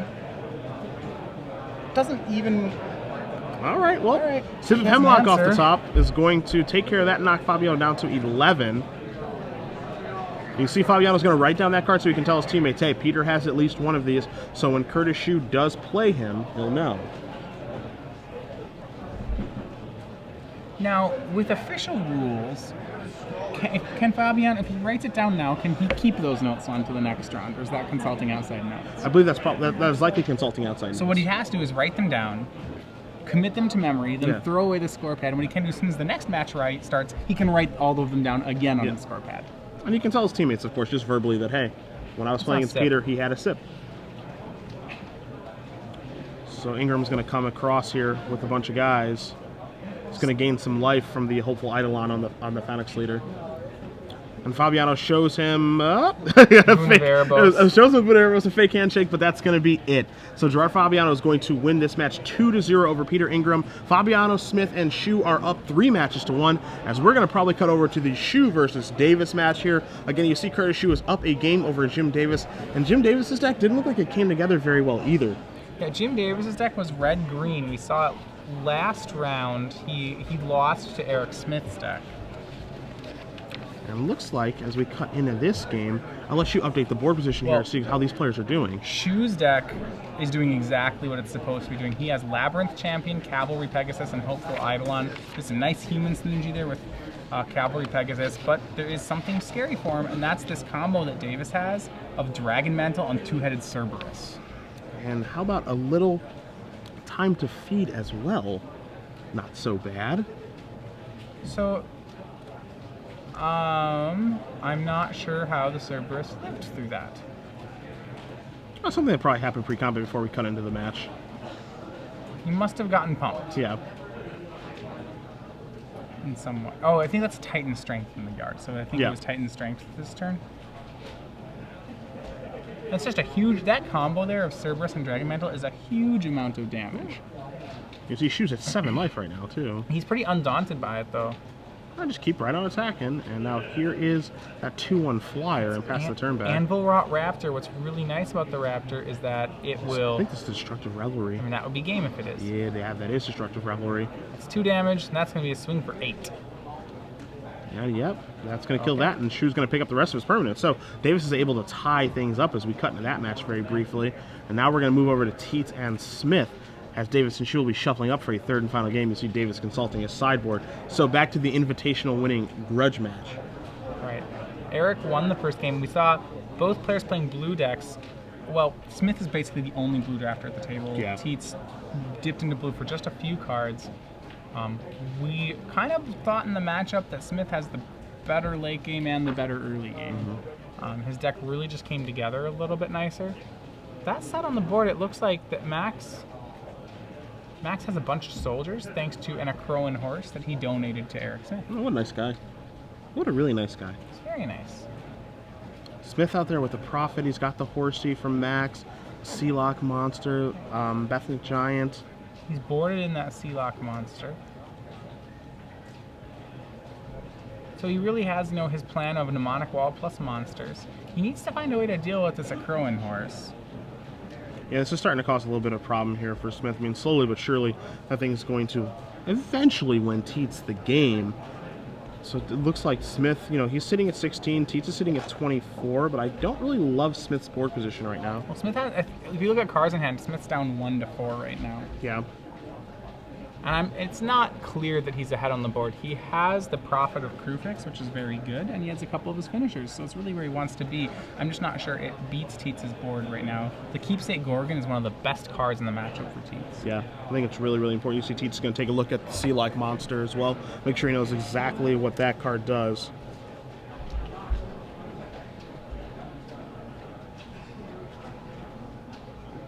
I like a Crone Horse. It's an interesting card.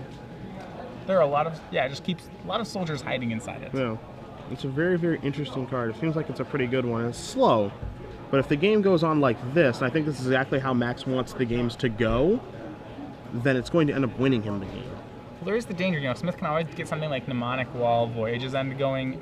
He has the ability to dig, he can dig through decks better. That's definitely true. You know, I think if it does go late enough, Smith gets it. And he'll start casting Thassa's Bounty. And there we see, wow. Oh, he is on the plan of, yeah, Scry 1. Speak and the devil shall appear. You are so happy right now. It This pains is great. me. This is what I want to do. This is the how, dream come This is how true. Magic should be played. Slow positional advantage. Yeah. Grind them down, see if they'll submit.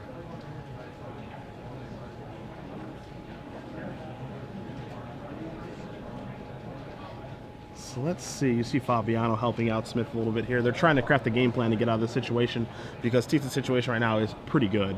So did he? I'm not sure so he cast the Voyage's End. I'm not sure how Mnemonic Wall is still in play. He cast it and he played it and recast it because he has Prophet in play. Oh, we can do it on end step. Oh, this is I know. awesome. Now you're just. Oh man. Yep, I know. I haven't gotten to do that yet. I know, man. I know. Wow. Some people just have everything. Yep. This is great. So you can do it twice. wow. Really Ooh. good. Really good, right? Wow. All You right. might as well just demonic every turn. I mean, that's basically what you're doing. You're just doing it a little slowly. I mean, you like Divining Top, right? No, Fetch I lands? hate that card. No, I hate everything about that. That's like a way to win the game. You just eventually win. All right. Anyway, we see Abhorrent Overlord. This is the reason Tietze started out black, and he has actually Devotion of 6. So he's just going to have more tokens everywhere. Yeah, and he's got plenty of things to sacrifice. Thanks, So how Horsey. good of a combo is Abhorrent Overlord with a Crowan Horse? Well, Devotion check. No. Creature check. It's the Lord of the Pit, right? He has to eat- I get it. I get it. It's a good combo. Man, rares with other rares, the combo. Right? Yeah. Right? These are the ones you have to know about. And Eric Smith's combo that you have fallen in love with, I don't think is going to be good enough of the combo. That'll be good enough. Cast Abhorrent Overlord. Pass. They're about the same in power level. Okay. All right. Well, As we'll long see who as there wins. are answers in Smith's deck to Abhorrent Overlord, I'm sure he'll find them. Well, I hope for Smith's case that there are, but that's a I'm not 6/6 sure flyer. there are. Yeah, I'm not sure there are either. If there are no answers in his deck to this, then that's a problem. I don't see any. That's all right.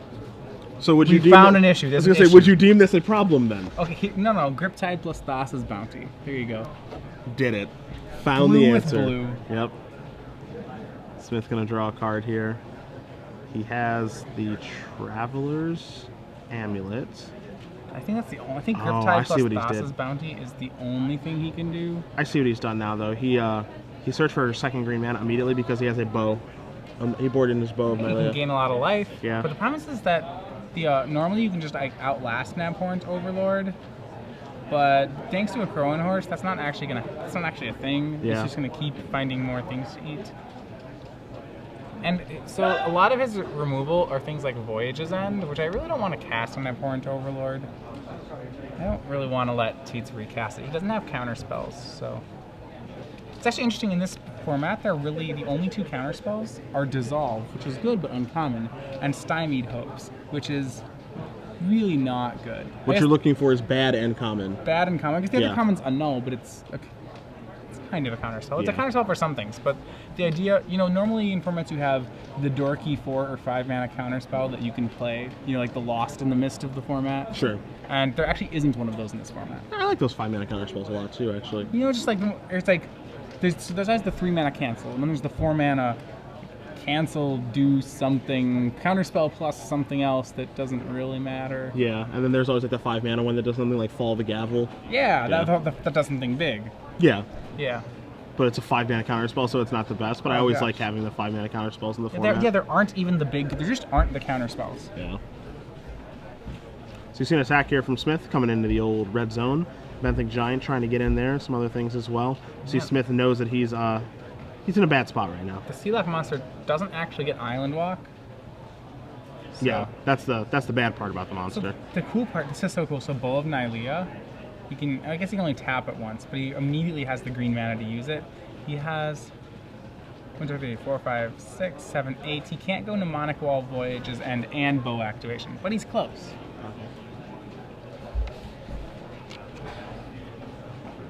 People wondering, some people might be wondering how he's untapping all this permanent. So we're going to profit up on the screen again for you guys because, this lets him to, again, untap all creatures in land. So you said it doesn't let him untap the bow, and that's exactly the reason why. So he only gets one use of the bow. He gets to use everything else, though. Oh man, Abhorrent Overlord just got beefier. Now it's a 9/9 that draws a card when it hits. It needed to get a little bit better, I think. Well, Smith can Voyage's End the Overlord. That's not really something you want to do. Yeah, not ideal. Yeah, it turns this out situation. Abhorrent Overlord is very difficult for Smith to deal with. I just don't think he has the kill spell in his deck for it. Yeah, and it doesn't surprise me that a blue-green-red deck can't deal with that black creature, honestly. You see Bo's going to gain some life here. Draw a card, will Eric Smith. And... not just yet. Thought he might pick up the rest. But I think we're on our way to a third. I think we're on our way to a third game here. I would agree. And if you look at the board for Eric Smith, things don't get better out of the board. He just doesn't have an answer to Abhorrent Overlord. I think he needs to hope that Max doesn't draw it, or get a game over with before he does draw it. But the way that Smith's deck is constructed, it promotes going to a longer game. So he can't close out games quickly. He's winning games with those giants for the most part, and abusing Mnemonic Wall and Voyager's End. Okay, he may need to board in a null for this Acroan horse. The horse is actually a pretty big problem because all of Smith's finishers It's on the ground. are on the ground. What he can try to do here is get a Stone Shock Giant and Monster Sit and swing for the whole life total, but I don't think he's going to be able to assemble that in time. It's certainly not this game. Even though he drew a red card and he's really holding on to that. You see Sea Life Monster going to get blocked.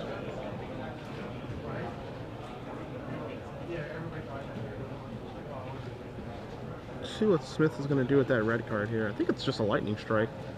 It's good, but it doesn't kill Abhorrent Overlord. Untap his stuff. Tietze going to go his upkeep. Sacrifice a creature. Draw. There's And Gray that's Merchant. another Gray Merchant. If only he'd have known before he got rid of that last Gray Merchant. Indeed. I think he's still going to be okay, though. Yeah, I think he still got it. Yeah, and Smith is going to give the horse back to Tietze and pick it up. So, Eric Smith is going to he's going to lose this game. You see Tietze is going to win, so we're going to go to a third game there. We're going to cut over to the match between Jim Davis and Curtis Sheu. We're in game 3 there. Again, the team of Fabiano, Smith, and Sheu are currently leading 3-1 in this finals best-of-9 match. If you're Eric Smith, you have to be a little worried about how that game played out because his deck basically executed according to game plan, but the problem was the game plan wasn't actually strong enough to win the game. Yeah.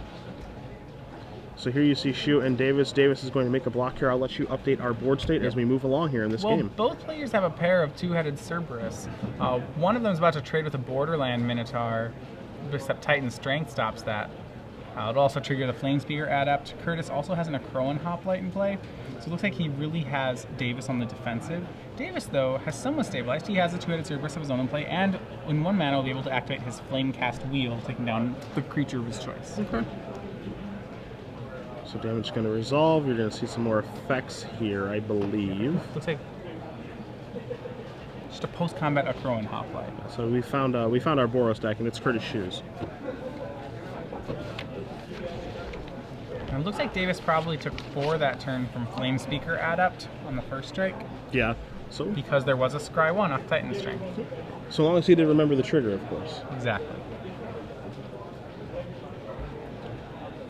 So Davis going to draw his card. He's got 4 mana. You see his 5th land in his hand is a Temple of Abandon. So he's not going to be able to activate that Flamecast Wheel. Normally this would be an okay board situation for Davis if he was a deck full of kill spells, but he's actually not. He's an aggressive deck of his own. Yep. So a lot of his spells are things like Dragon Mantle, things that don't stabilize very well here. Dragon Mantle's okay, but it's really, not another creature, not another removal spell. So I think actually what he's going to have to do is try to just do something like Dragon Mantle on Cerberus, hope that there's no kill spell. If he has that right now, Sheu actually doesn't have an answer to it.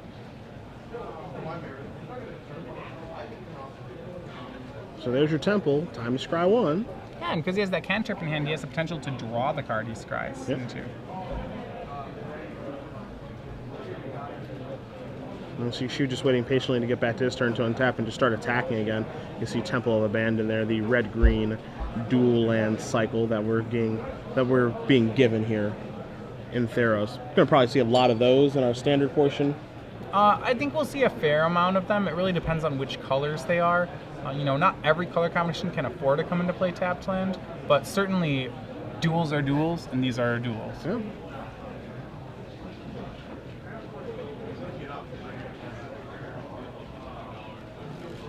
So let's see. Looks like, yep, Davis is going to put that card to the bottom. That's the remainder of his hand. He has a Minotaur Skullcleaver. He has a Spearpoint Oread. He has a Dragon Mantle and a Titan's Strength. So a lot of aggressive cards. He's not... That's dangerous because you really can't get aggressive on this board. A Crow and Hoplite, if you haven't seen it in action yet, is just hits like a truck. Yeah, it can get ugly fast. Right now, if attacks would be a 5-2 in the attack. Well, here's a first striker in Spearpoint Oread. And Davis pretty good on this board, he honestly. opts to hold up Titan Strength instead of making Giant's Mantle there. Or Dragon Mantle. Dragon Mantle, yeah. So Sheu has to tread carefully here. How does he want to go about attacking?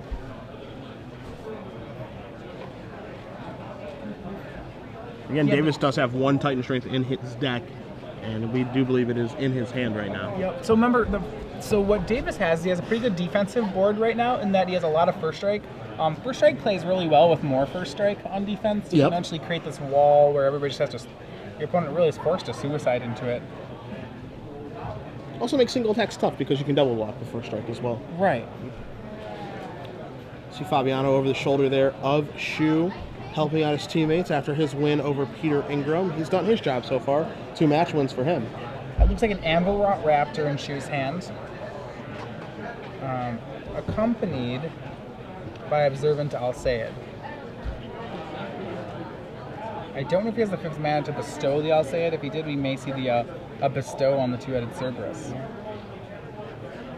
So he just plays the flyer. I think he's probably going to pass back, yeah. Knowing that he can't get through on the ground. So Davis has successfully clogged up the board while still being at a pretty nice 14 life. And he has an answer to the flyer in play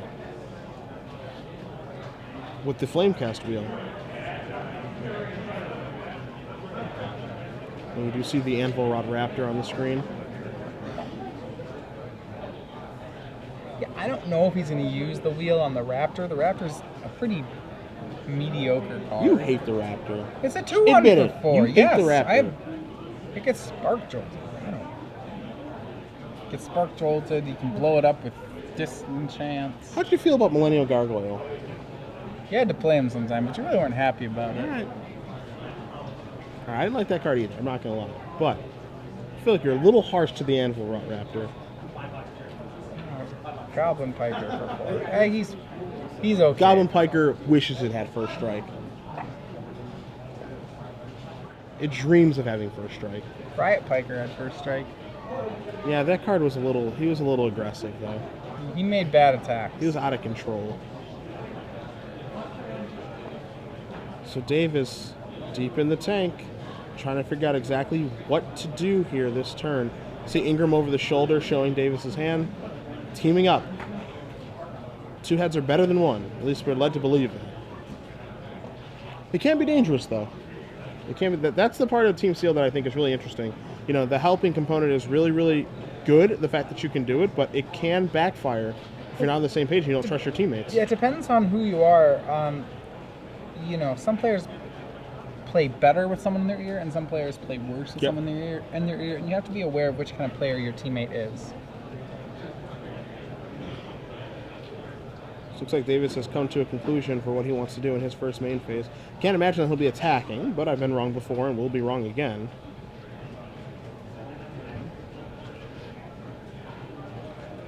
So here is 3, 4.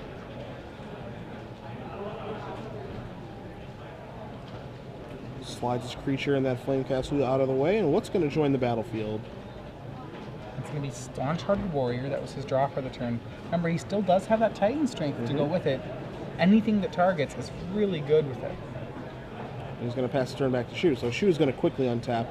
He's going to draw his card. You can tell he's ready to get into the red zone if given the opportunity.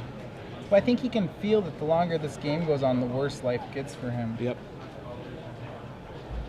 He now has enough mana to bestow that Observant Alseid.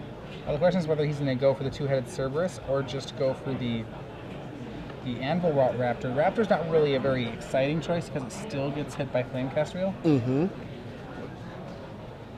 So, you called it. I'm going to go for the Double Striker. That may or may not work. Now it could still trade with both the Cerberus and the Spear Point Oread if Jim double blocks. He could also just trade it with the Staunch-Hearted Warrior and the Titan Strength. Yep. All right, so into the red zone we go with the Cerberus and the Raptor. The best card in the set, the Raptor. Yeah, that's a really good. That's a really good name for it. So we have actually two ways to target Staunch-Hearted Warrior right now. Okay. He has Dragon's Mantle in hand and the Titan's Strength in hand, which means that guy can get very large. It could become at least a 6/6 just due to counters. Yeah, I mean, this card could win the game on its own. That's what it looks like. Because of that, I think Davis maybe find it acceptable to trade all these double strikers, to trade all his first strike with the first strike, and to trade the Cerberus and Oread for the Cerberus. Sure. She's going to consult Ingram yet again. Ask Peter, what do you think? What should I do?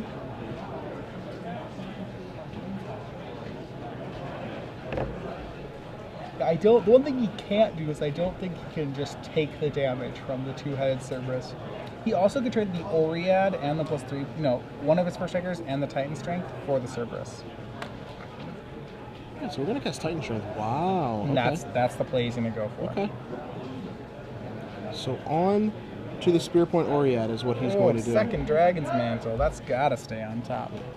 Pump up the jam. Untap, Dragon's Mantle on stop. Yeah. Cantrip. I like a card that's 1 red, put 2 1/1 counters on a creature, draw a card. That seems really good. I'd play that in Constructed. Would you? Yeah. How many? 4? How many am I allowed to play? Probably 4. 4? Okay, then 4. Alright. Yeah, I'd probably also play 4. That doesn't really promote your strategy of doing nothing. It draws a card and it costs 1. It's probably fine. Okay, fair enough. Mnemonic Wall's better as a 2/6. I had not considered that. Are you talking about Mnemonic Wall for Constructed? Do you have something to share with us for Pro Tour Dragon's Maze? Yoke Dox is better as a 2/6. There you go. Okay. All right. Right? But Yokok doesn't get back. Oh, no, it doesn't. Never mind. Mnemonic Wall wouldn't get back the dragons. Omen Speaker is a 3/5. That's better. There you go. Make it stop. I started this, though. I brought this upon myself. Sounds great.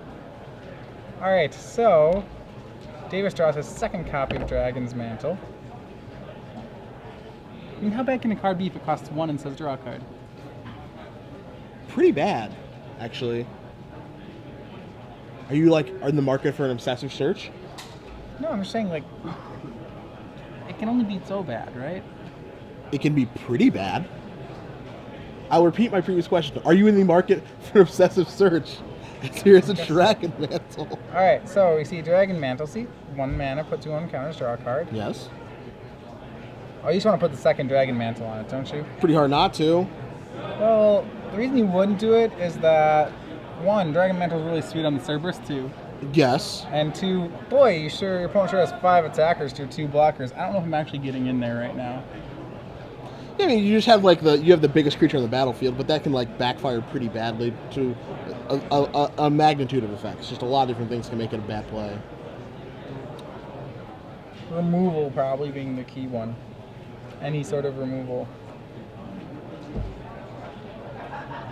Sheu's deck is being impressive right now because despite the fact that he's getting outclassed in spells, just the quantity of creatures that he has is being really relevant. It's putting a lot of pressure on Davis. Yeah. And you see the Staunch-Hearted Defender. 4-mana Deuce, but cast spell, targets it, +2/+2. And Davis does not look like he's going to move it again, but now he's very unsure of himself. I think he's counting the swing potential from Sheu. He's wondering just how. I mean, it looks like he's seeing whether or not he can race. I can't believe that Davis can actually race here. I'm going to go with the initial play. So it's a 2-mana spell. It's going to go ahead and cast its Ordeal of Purphoros. It says Ordeal of Purphoros, Dragon Mantle, and a creature. And it's Minotaur Skullcleaver. So now the other creature will pick up a Dragon's Mantle. The Cerberus will. He draws into a forest. Hasn't played a land yet for the turn. True. I think he really wanted to hit a land with that first Dragon Mantle, because then he could Flamecast Wheel this turn.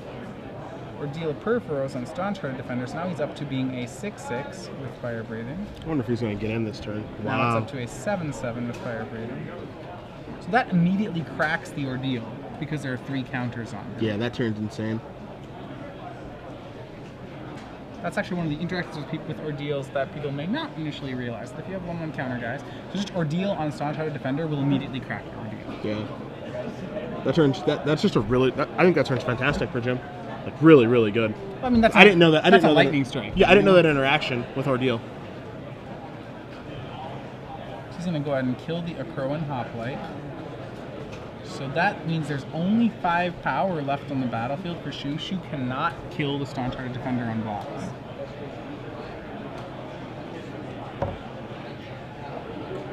Yeah, it's a very short Ordeal. Well, it didn't take long to break the pinata. It's just like, No. you know the kid, like the strong kid with the good baseball bat. Just like goes first and then he just breaks it. Yeah, ruins the fun for everyone else who wants to take a swing at the pinata. That was me in school. Not very fun. I had fun. That's what it's all about. All right, so Birdie goes down. That birdie swung. Wasn't Bird tapped? No, I think Ordeal is what took it down. Oh. Like the Ordeal Ordeal activation. took down the Yeah, bird. then no blocks and pass the turn back. So a swing, no pump from Davis, so the swing will just be for 7, knocks you to 13. Yeah, I think Cerberus is on pump duty. Yeah, without Cerberus being able to be pumped, it can't actually kill. It'd have to trade with creatures as opposed to being able to eat them. I don't love Sheu's spot right now. No, he's still a 1 removal spell. It's bad. Yeah, It's getting bad. it's getting bad pretty fast because I think if Davis established that he's going to attack that last turn. Yes, he did complete order, so it was worth it. But I think he's going to attack the next turn and the turns after that too. And he's going to put the pressure on Sheu to like keep chump blocking, or are you going to take the damage, all of that So his stuff. last cards are Coordinated Assault and Hopeful Eidolon. Okay. That is pretty powerful here. The Coordinated Assault is amazing. It lets him. He can bait Davis into a block right now, and then kind of blow it out with the Coordinated Assault. It looks like he wants to. They're either going to Hopeful Eidolon the Akroan Hoplite, or they're going to Hopeful Eidolon the Akroan Crusader. Yeah. You can tell they do not agree on the play this turn. You can tell they do not agree. Yes, I think you're telling. Yeah. That much is for sure. Hopeful Eidolon's going to go on Akroan Hoplite. Yeah. So the difference is putting on the Crusader nets you a 1/1, whereas you gain a lot of racing potential by putting it on the Hoplite. Yeah. And so now we're going to go to the attack step. And everybody's coming in. I'll say it actually doesn't tap. Yeah, it does have vigilance. That'll be untapped in just a moment. Yes, this is a little fishy here. The fact that he's swinging with the 2/2.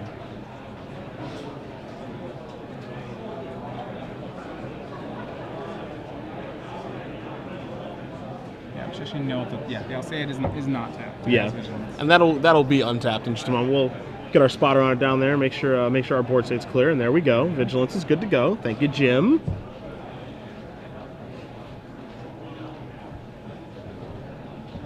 So we're feeling coordinated assault coming on here?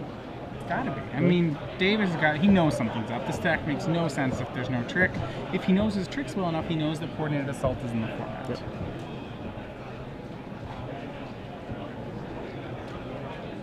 So a Crowan Hoplite right now started the turn as a 2/3, got +4/+0, so it's now a 6/3. If Jim blocks anything other than the Hoplite, he's gonna die this turn. 6, 7, 8, 9. No, he could go to 1. Sure. Go to 1 if he blocks anything other than the Hoplite. One might as well be dead. See Davis going through his blocks here. Ingram over his shoulder. The two working together to make sure they get the right blocks in the situation. You see Tietze in the foreground playing on. Yeah, but I think we're going to see a coordinated assault here on the Hoplite and the Crusader, okay, netting himself a free 1/1 and that extra damage. A Crowan Crusader is the 1/1 that makes a soldier when it gets targeted. But yeah, coordinated assault was one of those, that set of double targeting tricks. It's the red one. 2 creatures get +1/+0 and first strike. You're going to gain life off this too. This is a huge amount. This is 7 life. Yeah. Back up to 20. It's 6 damage, puts Davis down to 6. 6 is a lot, but not a lot at the same time. Yeah, I mean, he's getting lower. I think Sheu's running out of cards. Yeah. I'm sure he's out of cards. I don't know if he can push the last 6. I mean, we know Davis has cards left in his hand, but I don't think any of the cards left in Davis' hands are all that great.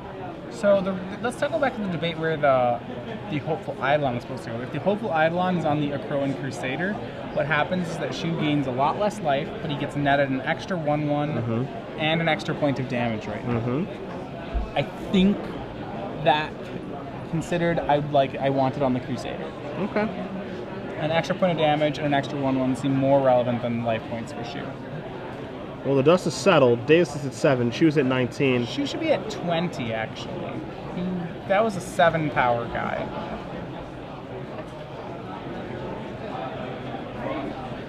Well, we will get confirmation from our table down there to make sure the life totals are correct. It's possible. Okay.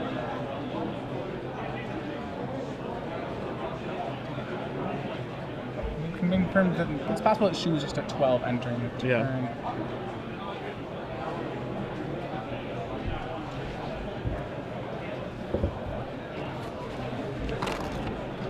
But so now Davis, he's leaving up 2 for Flamecast Wheel. He just needs to not get overloaded. He can deal with 2 attackers right now.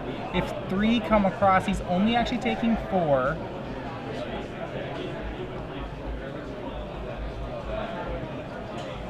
So it looks like Jim Davis is safe. Yeah, for now. You should see him activate the Flamecast Wheel, and he's going to pass the turn back. So the Staunch-Hearted Defender is going to be on defense now. As Sheu's going to quickly untap. Davis sitting at 7 life. Sheu looks like we are confirmed at 19 as Fabiano over the shoulder here, trying to help both Sheu and Eric Smith out.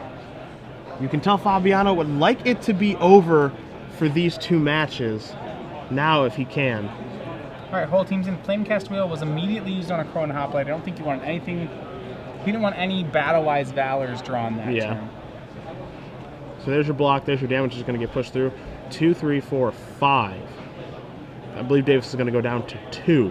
If Davis blocked the Flamespeaker Adept. Now, actually, by playing around Battle-Wise Valor, Davis did give Sheu 1 more point of damage for Hopeful Eidolon. To live here, Davis is going to need 2 blockers. Yep, that's what it's going to take. Blockers / kill spells. Yep. That extra point, turns out it really mattered. quick update for you guys. In the middle there, Max Tietze does take it down over Eric Smith. So it is now 3-2 in favor of Fabiano, Smith, and Sheu. And going into the final round of a team draft, being at 3-3 is means that was a very comfortable place to be. It's much better than being at 4-2. At 4-2, your team has to sweep to come back. Yep. 3-3 means you're actually just playing one round and seeing which team gets it. Sheu quickly untaps and attacks with everybody and says, hey, do you have anything as that last card? Davis does not. Sheu did have a combat trick anyway in Battle-Wise Valor, and that is going to do it. So Curtis Sheu is going to win the match for his team, and it is now 4-2 in favor of Fabiano, Smith, and Sheu, even though it looks like there's a little bit of dissension in the ranks there between Fabiano and Sheu. They're working it out. They're getting it together. And they've got to get one more match win to be able to take this down. As we bring it back to the booth here for you guys, Cedric Phillips, Matthias Hunt. SCG Games Open Series here in Worcester, Massachusetts. What you can't see in front of us over yonder is a standard open that's being played. We'll let you guys know how many rounds, how many people we do have just as soon as we do find out. But we've got one more round of matches here for our limited open. Could be a long round, it could be a short round. Remember, because of the format, the team of Ingram, Tietze, and Davis are going to have to sweep the last round and get all 3 wins. Yep. If one of them loses a match, the other matches will stop there. That'll be the end. That'll be the end of it. Yeah. So their backs against the proverbial wall. They'll be battling back, hopefully. If you're a fan of that team, they'll be able to win all 3 matches and get the title for Fabiano, Sheu, and Davis. You just need one. Well, here's the dangerous part. Jim Davis's deck is 0-2 right now. Yeah. And he's going to have to play against Gerard Fabiano, who's 2-0 in the last round. Remember, they need to win every match. Yep. I think that's the match which you have to be most worried about for their team. Yeah, I definitely agree with you there. You know, Fabiano's deck looks quite good. Davis's deck looks mediocre to bad. And as you mentioned, Fabiano's 2-0, Davis is 0-2. So it's going to make things difficult on their end. It's Fabiano's deck has a lot of rare power in it. He got a lot of good opens, and I know that Davis's deck is a little light on removal. I don't know if it has too many ways to deal with some of those. It has, yeah, he had a lot of black cards in his sideboard that he didn't end up running because he doesn't have too many pinpoint removal spells. We'll take a look at the other matches that have yet to be played here. So we have Curtis Sheu. He's going to be battling Eric Smith. Sheu will be battling Smith. No, not Smith. No, they're on the same side. Yeah, sorry, side. Sure. Sheu. Sheu's going to be battling Tietze. Sheu's battling back. Sheu is battling Tietze. They have not played yet. So Sheu's deck is the red-white deck. Tietze's deck is this this green-black splashing blue deck, where I actually think the things are actually going to favor Tietze in this matchup because of the 3 gray merchants of Asphodel, and just the fact that, you know, he can stall out the game long enough to finance that Abhorrent Overlord and actually be able to win the game. And then our third match, of course, is Ingram versus Sheu. Versus Smith. We'll get them right, I promise. Ingram versus Smith. So that's going to be white-black against Smith's blue-red deck. Yeah, so both those other matchups are 1-1 players who are 1-1 playing each other. So we'll see how it's going to break down. I think we'll probably watch the Fabiano versus Davis match, but we'll get everything configured for you guys. We're going to take a short break. We'll get our last round of matches ready, and then we're going to crown ourselves a champion, do a winner's interview, and a whole lot more, like give away those 12 months of premium. So Matthias and I will see you guys in just a second. On October 5th through the 6th, the StarCityGames.com Open Series comes to Cleveland, Ohio. With both a Standard Open and a Legacy Open featuring $10,000 in prizes apiece paid down to 64th place, 16 players qualifying for any of the next 4 invitationals, and live coverage all weekend long courtesy of SCG Live, this is a weekend you won't want to miss. So make plans to join us when the StarCityGames.com Open Series comes to Cleveland, and we'll see you there. StarCityGames.com is proud to announce the release of the newly redesigned SCG Mobile version 3.0, now available for iOS and Android devices. It features complete article access, including full archives, an incredibly robust life counter we call the Life Management System, card search with live pricing on every single card in the world's largest Magic the Gathering inventory, a new mobile store to purchase digital items like new life management themes, and much more. Visit SCGmobile.com or search for SCG Mobile in the App Store or Google Play Store today. The IQ program is a little bit unique as far as competitive level tournaments you get at a store level. It's a larger event, it's a better opportunity for players to get an experience where they have kind of high stakes competitive level event, but in an environment that they're comfortable with and that they're familiar with. The program itself is very organized. Star City definitely has a lot of experience in running this kind of thing and in putting it together. They're really responsive and they really want to support the stores that are supporting the program. And it gives players valuable experience before they go to a more high-stakes event like an SCG Open, or if they qualify here at, say, an Elite IQ, actually going to an invitational itself. I feel like the player response has been very positive. We get a lot of compliments. It's important to us that players come out here and have a really good experience.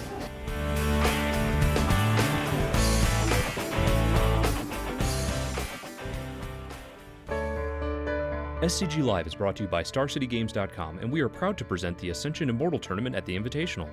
On Sunday, July 28th at noon, at the Invitational in Somerset, New Jersey, we'll give you the chance to battle in competitive Ascension action for the opportunity of getting your likeness on an exclusive Ascension promo card. The format will be the Rise of Vigil block. Entry is $20, and all players will receive an exclusive Ascension promo card. Prizes include playmats, dice bags, hundreds of dollars in Amazon.com gift cards, and much more, paid down all the way to 16th place.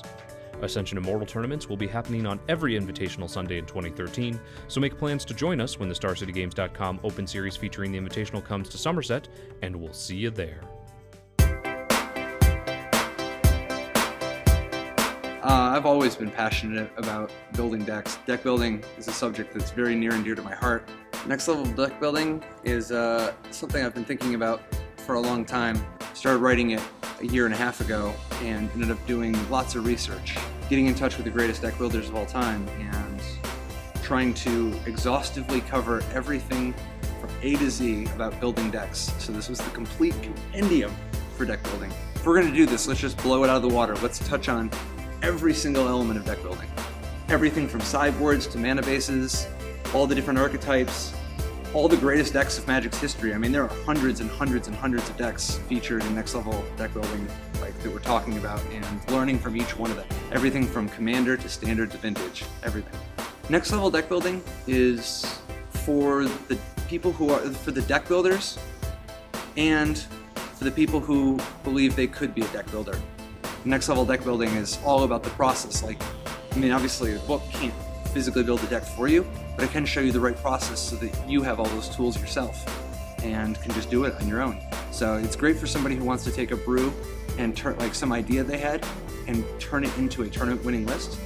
If you love deck building, if you want to be better at deck building, next level deck building's for you. Why did I write next level deck building? Because I love deck building.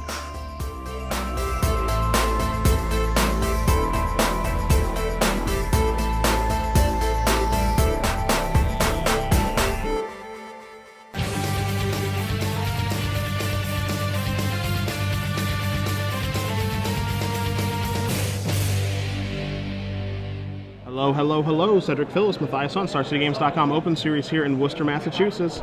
We're in a third round of our draft finals, and it's time to work on a champion. Again, the team of Fabiano, Smith, and Sheu are up four matches to do, over Ingram, Davis, and Tietze. And so the matchup we're going to be featuring is Davis and Fabiano. In the middle, we've got Fabiano's deck, which is the black-red strategy. We watched him draft it. Yep. Black-red, it's a little incoherent in its strategy, but it's really strong. Its cards have a pretty high power level. Yeah, and I think that's what has led Gerard to his wins, is that his deck is so powerful that he's able to just kind of win that way. Again, Agent of Fate, Hammer of Porphyros, Merit the Murder King and Hythonio. Yeah, and Hythonio the Cruel are the rares that Gerard is working with, and Hythonio is a mythic, to be fair. But and he's got some other cards that are good enough, apparently, for filler to get the job done. Jim Davis on the other side, his deck is a red-green deck, and while it does have some synergies between Two-Headed Cerberus and Dragon's Mantle, the power level of his deck is not very high. He's trying to steal some wins, and so far he hasn't been able to do so. He's 0-2 right now, having lost to the other two members of Gerard's team.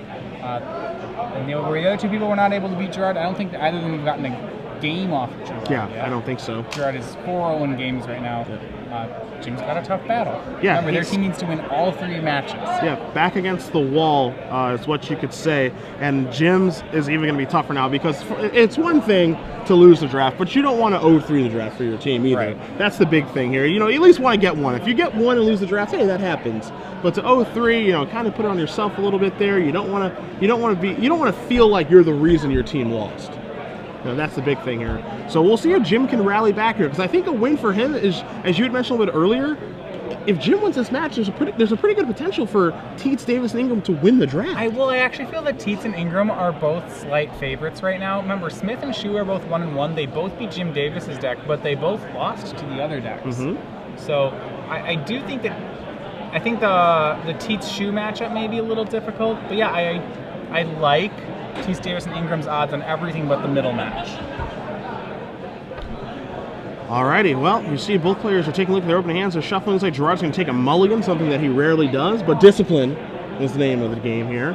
Man, Gerard's mulliganing. This is the second time I've seen him mulligan today. Wow. Today! Wow. Which means if he's able to play in the Standard Open, he probably won't mulligan at all there. Yeah, Gerard has famously been quoted as saying that he'd rather lose than mulligan. That's correct. So you see in the foreground here, you've got Smith and Ingram doing battle. There's Smith, the Invitational winner. Peter Ingram, the Grand Prix Miami top 8 competitor. He'll be in Dublin with you in 2 weeks. Is it Smith? No, Ingram. Ingram will be there. Smith is our Invitational winner, but he is not qualified for the Pro Tour. So we are underway here. Fabiano's going to lead off with a Swamp, Davis with a Mountain, and away we go between these two good friends, battling it out in the finals. It starts the game's Open Series here in Worcester, Massachusetts. So Fabiano's on a mulligan here, which gives Davis some extra time to be aggressive, but Davis still will have to be aggressive because of really the star power that Gerard's deck has. If the game was late enough, Gerard will start beating him up with rares. That said, though, the rest of Gerard's deck is a little on the weaker side. Sometimes you see Baleful Eidolon on turn 2 here, especially when Davis's deck is focused on two-headed Cerberus. Baleful Eidolon's really an unimpressive card. Well, Davis is going to pass the turn back, so Gerard's going to get in for a little bit of damage to start the game. You see the Baleful Eidolon on the screen there. 1/1 Death Touch for 2, and of course you can bestow it. 5 mana bestow on that one. You think it would be 4? This is a 5 mana one. 5. Now there is the two-headed Cerberus that you mentioned a little bit earlier. Alright, and with all mountains, Jim Davis actually does have a Dragon Mantle in hand. This is a combo I'm pretty excited about. It's a little dorky, but I think it's very good. The combos that you get excited about, they really do vary. You're a fan of the two-headed Cerberus plus Dragon Mantle, yeah. and then the Voyager's End plus the Demonic Wall. Your range, it's pretty wide. This one's good. It's all about mountains. If you're gonna have to play mountains, you should just play mountains. So we see in his hand a Feral Invocation as well as a Dragon's Mantle. If he doesn't think Gerard has a kill spell, Davis can make this one really good two-headed Cerberus. Well, he's going to test the waters here, I think. I like how he played this. He played Dragon Mantle. It's a card that if Gerard had a kill spell, if he had a Lightning Strike, that would bait the Lightning Strike. Yeah. So now that he knows Lightning Strike's not there, it's all in. I would not be surprised to see Davis Feral Invocation this guy. Yeah, just shove. Oh, just go for it. The card that you'd have to be worried about would be a Lash of the Whip, but Gerard doesn't have one, and at this point in the team draft, because there have been 4 games played against Gerard, Davis can actually know with some amount of certainty that Gerard doesn't have a Lash of the Whip. All right, we're going sideways. So, attacking with the dog is what Davis will do. Now he's going to follow that up, the Messian Courser, and pass the turn back. So, a pretty good start for Jim this game. Yeah, so he goes with the Courser instead of the Feral Invocation. He'll still have the chance to make that pump later on. He really just doesn't fear the kill spell, and so he doesn't see a reason to go for it yet. You see Wild Celebrants on Gerard's side. Just a 5/3. It has an ability that didn't trigger. Yeah. I mean, what you notice here, though, most importantly, is that Gerard has not drawn many of his very powerful cards. He's drawn what you could argue is the mediocre half of his deck. Yeah, there's a pretty wide level of power levels in Gerard's deck. He's going to do something like play a Wild Celebrants and do Hythonia. And you'd be like, oh, wow. Well, at least, Baleful Eidolon and Fleshmad Steed really the weaker end of his deck right now. We do see Titan Strength and Feral Invocation in Davis' hand. That's a ton of damage. Yeah. And if Gerard at any moment decides, hey, I'm just going to let the Cerberus through, he's going to take a big punch in the face. A lot of damage from doing that. stone loot card when you sign up. So let's see how Davis wants to navigate this And turn. there are ghostly charger loot cards to the top 16 players, as well as $400. Got some real decisions to make here for Jim, because he's ahead right now. And, you know, I think for him, it's really just important to get ahead in this match. Get the game. So that, you know, put Gerard back against the wall instead of himself. See Davis consulting his teammates, it looks Yeah, like. I actually like Davis's position here. I think the Cerberus you can really just kind of ride it to a win. If Gerard can't kill it, it doesn't take much effort for that card to get out of hand. Yeah. I agree with you. And you can see it's just definitely some communication with the teammates. Well, one thing about Team Sealed is because you have a lot of people with a lot of opinions, games can really take a while. Yeah. I'm sorry, it looks like we're getting a judge's ruling on something here. Okay. It wouldn't surprise me if it had something to do with bestow. So what bestow? Players, that is time Okay. in the round. Back to Question is what bestow cards are in Davis's hand? If you have a time extension, please raise your hand and call for a judge. Once again, that is time in the round. Got Titan Strength in the grip there. Yeah, Titan Strength, Borderland Minotaur, Mountain, Forest, Feral Invocation, and then one unknown. Yeah.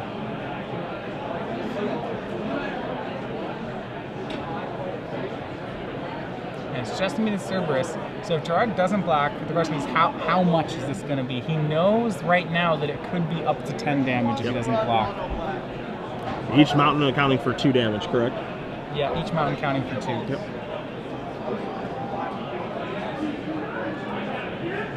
He also has, sorry, last card's Nessian Asp in his hand. So if he does deal 10, it's kind of a balancing act of how much damage he wants to deal versus whether he wants to cast Nessian Asp. Yeah, you know, deal damage to your opponent or develop a board. Which one do you want to do? So I'm not an expert on red decks, but my guess here is that if there's no block, you just push damage. I'm inclined right now to want to play Asp. Like, he just takes the damage. I just want to add to the board. All right, he's going to go with Borderland Minotaur, it looks like. Okay. He's going to deal 4 and then add the 4/3. There it is. Now, what I find interesting is that he didn't swing the Courser here. I know that it would trade with the Eidolon, but I don't know if Davis actually has a way to get past the Eidolon. You know, if that trade's actually going to happen, you'd rather have Courser trade with Eidolon than Borderland Minotaur trade with it. True.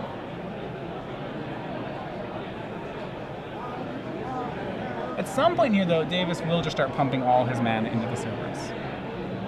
So Fabiano took 4. I believe that puts him at 14.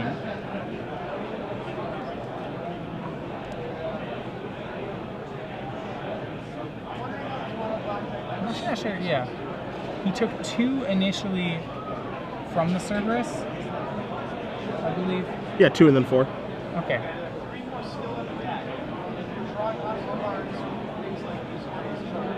Six mana. Is this Hythonia? That could be Hythonia. Nope, it's a Cavern Lampad Bestow.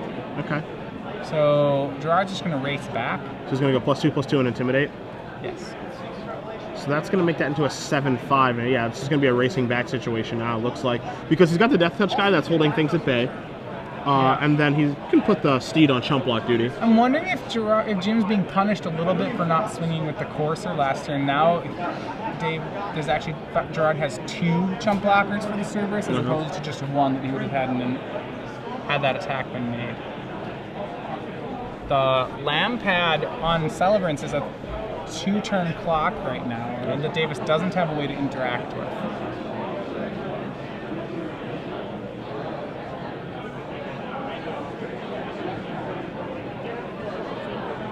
You see, none of the games, so far have finished either. So for sure, players are playing a little bit tighter, a lot more on the line here. You got one team back against the wall. You got one team that needs 1 win.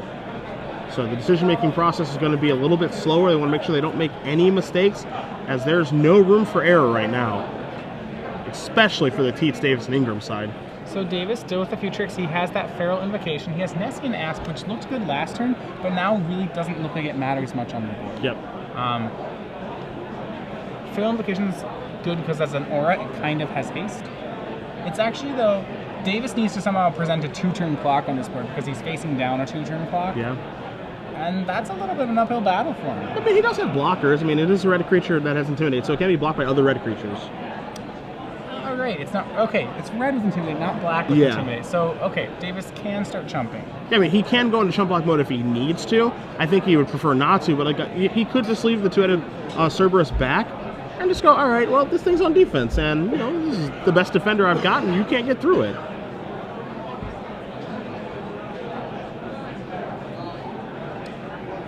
So right now, it looks like Davis is content to eat some blockers. He's going to swing the Borderland Minotaur, the Cerberus. And I think it's interesting that he's offering the Borderland up for trade and not the Corsair. Not just because the Borderland's a 4/3, but because it's a red 4/3. Yeah, I was thinking the exact same thing. And now, if you're Fabiano, do you think you just immediately trade your Death Touch creature for the 4/3? I think that that's the best creature on the battlefield that you're going to get for it. So, yeah, probably. Yeah. So I don't think let's see, 2, 4, 6, 8, 9, 10. You see Ingram has won game number 1 over Eric Smith. Pretty big win for that side of the table. They do want to get ahead here for a little comeback victory. Both red creatures coming into the red zone. We'll see what Fabiano's blocks are going to be in this situation. If he announces no blocks, he dies, correct? I can't imagine he doesn't. That's 4. Yeah, that's 10. So there's going to be a block. So block and chump. That's going to force Davis to spend 1 mana. But Fabiano gets to stay at 14. So there's that. Yeah, and really all it takes for Fabiano here is 1 kill spell. Say he has a Sip of Hemlock, it's going to be very hard for Davis to interact. Davis taps his mana very quickly. Going to play the Nesting Aspen past the turn back to Fabiano. So Gerard going to untap his 6 lands. He'll take a draw step. We'll see what he can find. He's got 1 card. Let's make it 2. It looks like Burnished Heart was drawn this turn. Okay. And again. That's fine. He has 6 mana, so he has 3 to play, 3 to sacrifice. It's a fine chump blocker here. Oh, but he's gonna go for Hyphonia instead. That seems reasonable. Yeah. Hard to pass up on the opportunity to cast a Mythic Rare. So now there's the problem that Jim's original plan was to hold back the Cerberus to deal with the Wild Celebrants. He can't make that play anymore because eventually Fabiano will get to 8 lands. Ordeal of Perforos was drawn though by Jim Davis. Okay. So here's the issue, right? Where now it looks like Davis has to leave back a red creature. He has to leave back. You see, Sheu is up a game over Tietze. He has to leave back the Cerberus. So what Davis can do now is he can go, all right, well, I'll play my 7th land. I believe it's 7 to activate Monstrosity on the Asp. Yes. So now I can play my 7th land and attack with the Nesting Asp. And now your Hyphonia can block, I guess, if it wants to, but then it trades with Nesting Asp. Are you happy with that trade, Fabiano? Because he can present that. Now, if Fabiano doesn't block, he just says, all right, we'll take 4, and then I'll play something post-combat. So he's got some options here. Well, what he can do is that, remember, once he gets those counters on Nesting Asp, then he can play Ordeal next turn and kind of shotgun the Ordeal like he did last turn, last game. And he actually, he has enough damage here. So if there's no blocks, he has 5 points of pump in his hand, plus the 7 on board. That's actually not enough. He's got a block here. Yeah, blockers. Yeah. Fabiano has to block Hyphonia on that. So this means if Davis doesn't have a red creature, he just dies, right? Unless I'm missing something. Doesn't have a red creature. Are we sure? No, Titan Strength? So we see 4, 5, 6, 7. This goes back to the fact that Borderland Minotaur traded instead of the Centaur Nesting Corsair is being extremely relevant here. Now let me ask you a question, because I think this is possible, and this is actually just a mistake that you made briefly. All right. It has Intimidate. He could think that Intimidate is just because in most cases Intimidate is, oh, I can only block with a black creature and artifact. But it's red Intimidate, not black Intimidate. Well, the mistake I made was because the land pad is black. Understood. That's why I was like, oh, it's black Intimidate. I think that he can be making the same mistake so he just thinks the guy's unblockable. Yeah.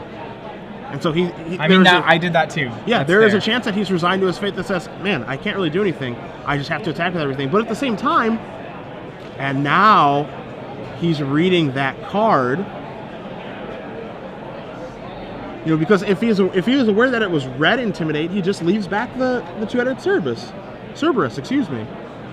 Yeah, or I think even that, like I said, yeah, that and the turn before, he trades he trades off the Courser with the Eidolon and not the Borderland Minotaur with the Eidolon. But now I don't think he has any place. No, he blocks, and that's going to be it. So now Gerard Fabiano wins game number 1, and you wonder... Davis knows it. You can tell by his body language. I think he knows that he made a mistake, and I think Fabiano's saying, I don't think he knew how the Intimidate worked. It's Blade Tusk War Intimidate, not normal Intimidate. Well, it's really hard because the card that has Intimidate written on it is a black card. Yep. So the Magic player in you looks at that and says, okay, I need a black card to block it.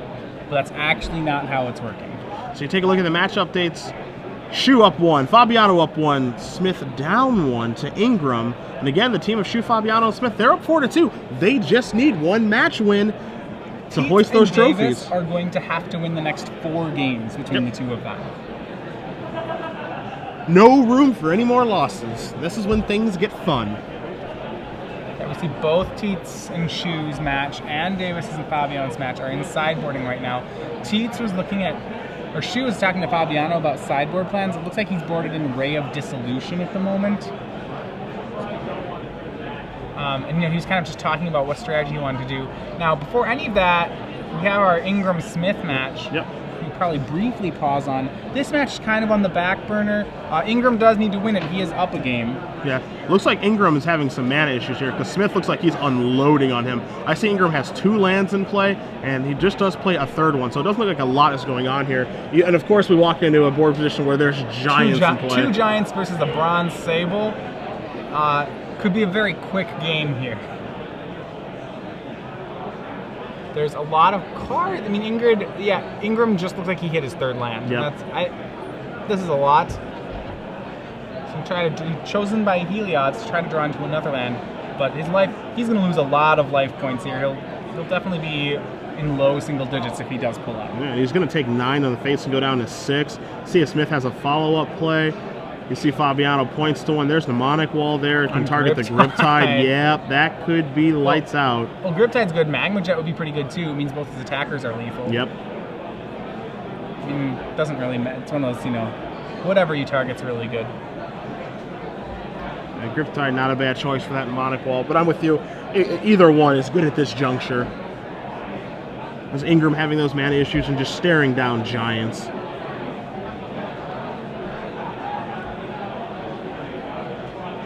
There's a 4th land. Which is a 5th one too, but I don't think he's ever going to get there in time. Well, he's got a chance. I actually don't like the Griptide play as much as I like the Magma Jet play. Yeah, your play makes sense now because if he does take the Magma Jet, that means that, as you mentioned, both of his attackers are lethal. He can't let anything through. So he just has to double chump. So with this cavern, he'd have to double chump here. Whereas now he can double block, kill one of them, take 4. Go to really well. I mean, he can't really double block, because he'll get Griptide. Yeah, I mean, this is still okay. It doesn't matter. Like, he's in a lot of trouble. So I think if you're Smith and he's got another Mnemonic Wall in his hand, you just confidently attack with both the creatures because the blocks are so bad for Ingram. Well, if you have another Mnemonic Wall, well then you have the Magma Jet in your hand too. Yeah, there's your double block. Oh, so he has to make the double block, and now here's Griptide, right? Yep. Maybe just lets it happen because if he has a land. Kraken Triton. Okay, yeah, that'll do it too. So a bevy of options there for Eric Smith. Many ways to eat this Reese's, and he goes to tie it up between Ingram and Smith. Is that there are 5 games left in our finals, up to 5 games, and Tietze, Davis, and Ingram need to win all of them. Yep. There's no more room for error. Well, we're on the Sheu side of things. All right, so this is game 1 of possibly 5. Remember, the team on the left needs every single game. So on Tietze's side, he's got the Scorpion, he's got the Voyaging Satyr, and on Sheu's side, he's just got a little Cavalry Pegasus hanging out, as the Scorpion's going to come into the red zone, knock Sheu down to 18. Tietze is going to play an Agent of Horizons, but not a 3rd land, and pass a turn back. It's a little difficult for him. Remember, Sheu's deck is the aggro deck in this matchup, so we actually have a little bit of role reversal going on right now. Sheu has some options. It looks like he could chain to the rocks a mana creature. That's probably too aggressive. He's looking at it, though. We'll see what he decides to do. He's got a fair amount of creatures here. I think he just races creatures with creatures.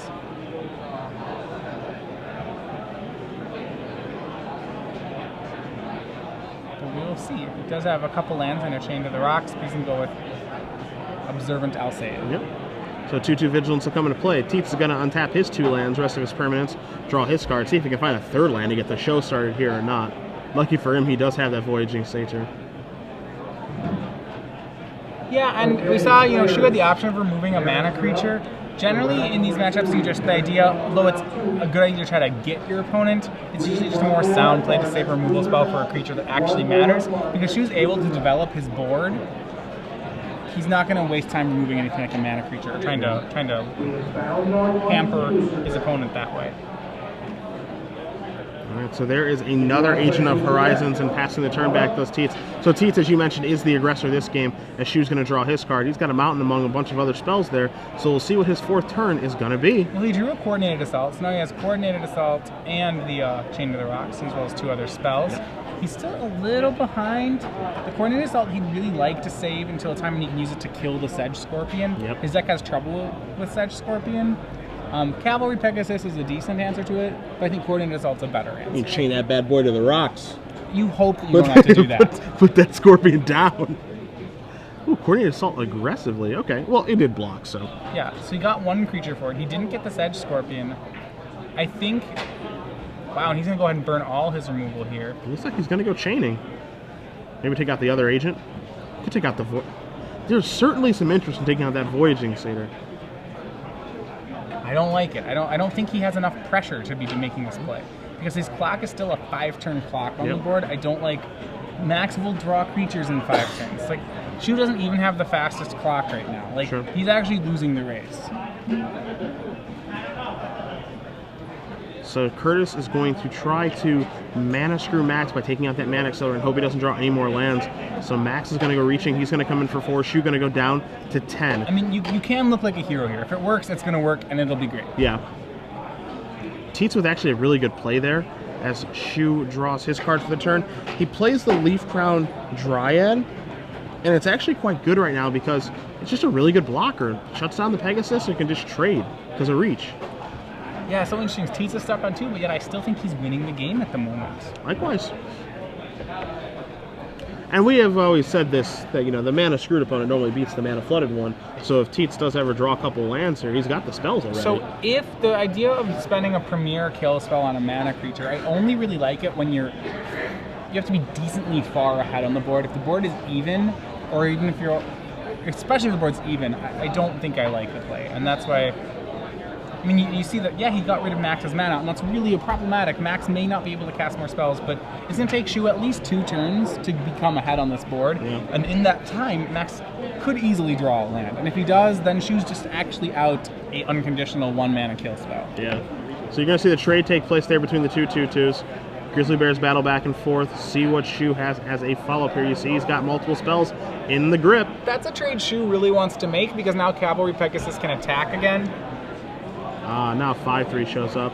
Wild Celebrants. It's pretty good here. It may have to trade with the Agent of Horizons. Hey, good but not great. Because as you mentioned, it would have to trade. It would have to trade what you're okay with. With any of the creatures. Yeah, it trades with anything. Yeah. And Sheu is benefiting from the fact that Max did not draw. Sheu gave Max a couple turns, and Max was not able to draw a land in it. Has not capitalized.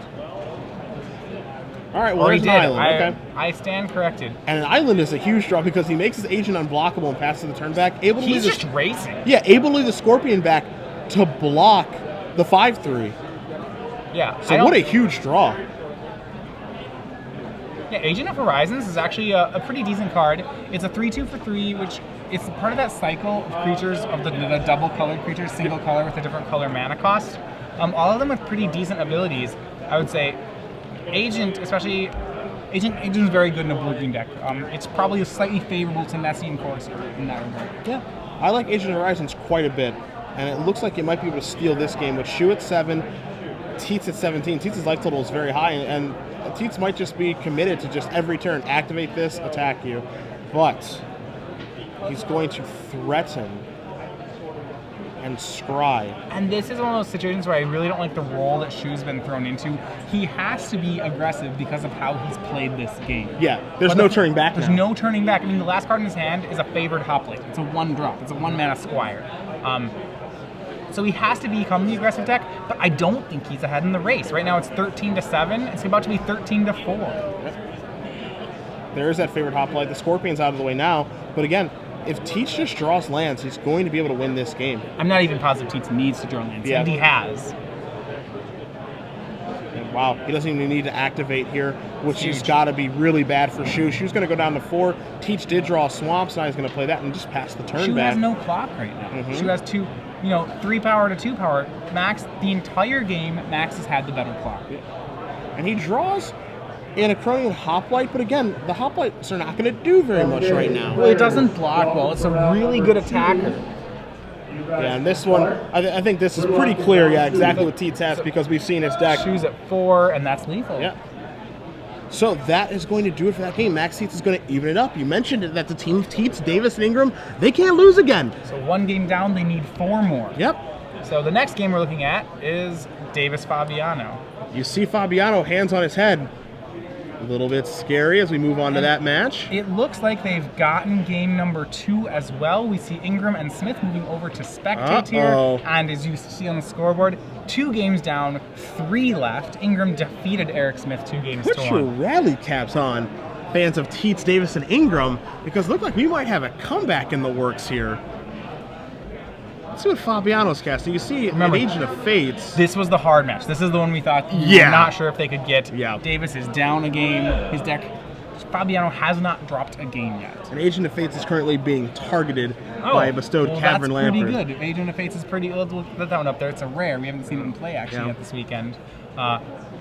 Black has very few heroes, but of the heroes it has, Agent of Fates is a pretty good one. Now I'll let you update us on the rest of the board position here really quickly, see what Fabiano and Davis are working with. With that, he has a 5/4 Intimidate Death Touch for Agent of the Fates. He also has a Fleshman Steed, which is a 2/2. He has the Raider, the Deathbellow Raider, which is a 2/3. He also has the Disciple of Phoenix, which is just holding back as a 1/3. But it's a pretty good clock. Davis is at 11 to Fabiano's 16. All Davis has to block with is Spearpoint Oread and Staunch Hearted Warrior. Both 2/2s right now, as Davis has been unable to target the Warrior. He does have 1 mana available there with the Temple, and we do know that Davis has Titan Strength in his deck. Only has 1 copy of it, of course. So we could see a Titan Strength here, and it would actually be quite good if he did have it. But you see that Ingram has come over to try to assist Davis in getting out of this difficult situation, as Fabiano was able to turn on Agent of Fates, not only to make Davis sacrifice a creature, but make it big in combat and give it Intimidate. Yeah, I mean, there's not that much hard removal in Davis's deck. So depending on how, if Fabiano can target this Agent of the Fates a couple more times, I don't even know if he needs to, but one more target and Davis surely can't deal with it. Yeah. The problem is he also just can't, if he can't remove it and he can't block it, it's just a very tough situation for him. So you see Davis meticulously trying to figure out exactly what the best blocks are. Not sure if he even has good blocks in this situation. He does not have the Titan Strength, so he's going to take the damage. He's going to untap and move to his turn. Oh, Fleshman Steed was not attacking. It was tapped because a creature died. Can he deal with the Intimidate? He's at 4. That's going to be a lethal swing next turn from Agent of the Fates. And this time, Matthias, the Intimidate is actually on a black creature, not a red one. It's a black card and a black card. Intimidate is black. And we saw Davis have enough trouble with it game 1. I'm not sure he has a way to get out of it in game number 2 here, as he's going to start by playing a mountain. We'll see what else he's going to do for the turn. He is short 1 point of damage. He has that Ordeal of Perforos trick again, where you put it on Staunch Hearted Warrior, attack, and crack the Ordeal. But thanks to Cavern Lampad, Agent of Fates has 4 toughness right now. So that's going to fall 1 short of being able to deal with it.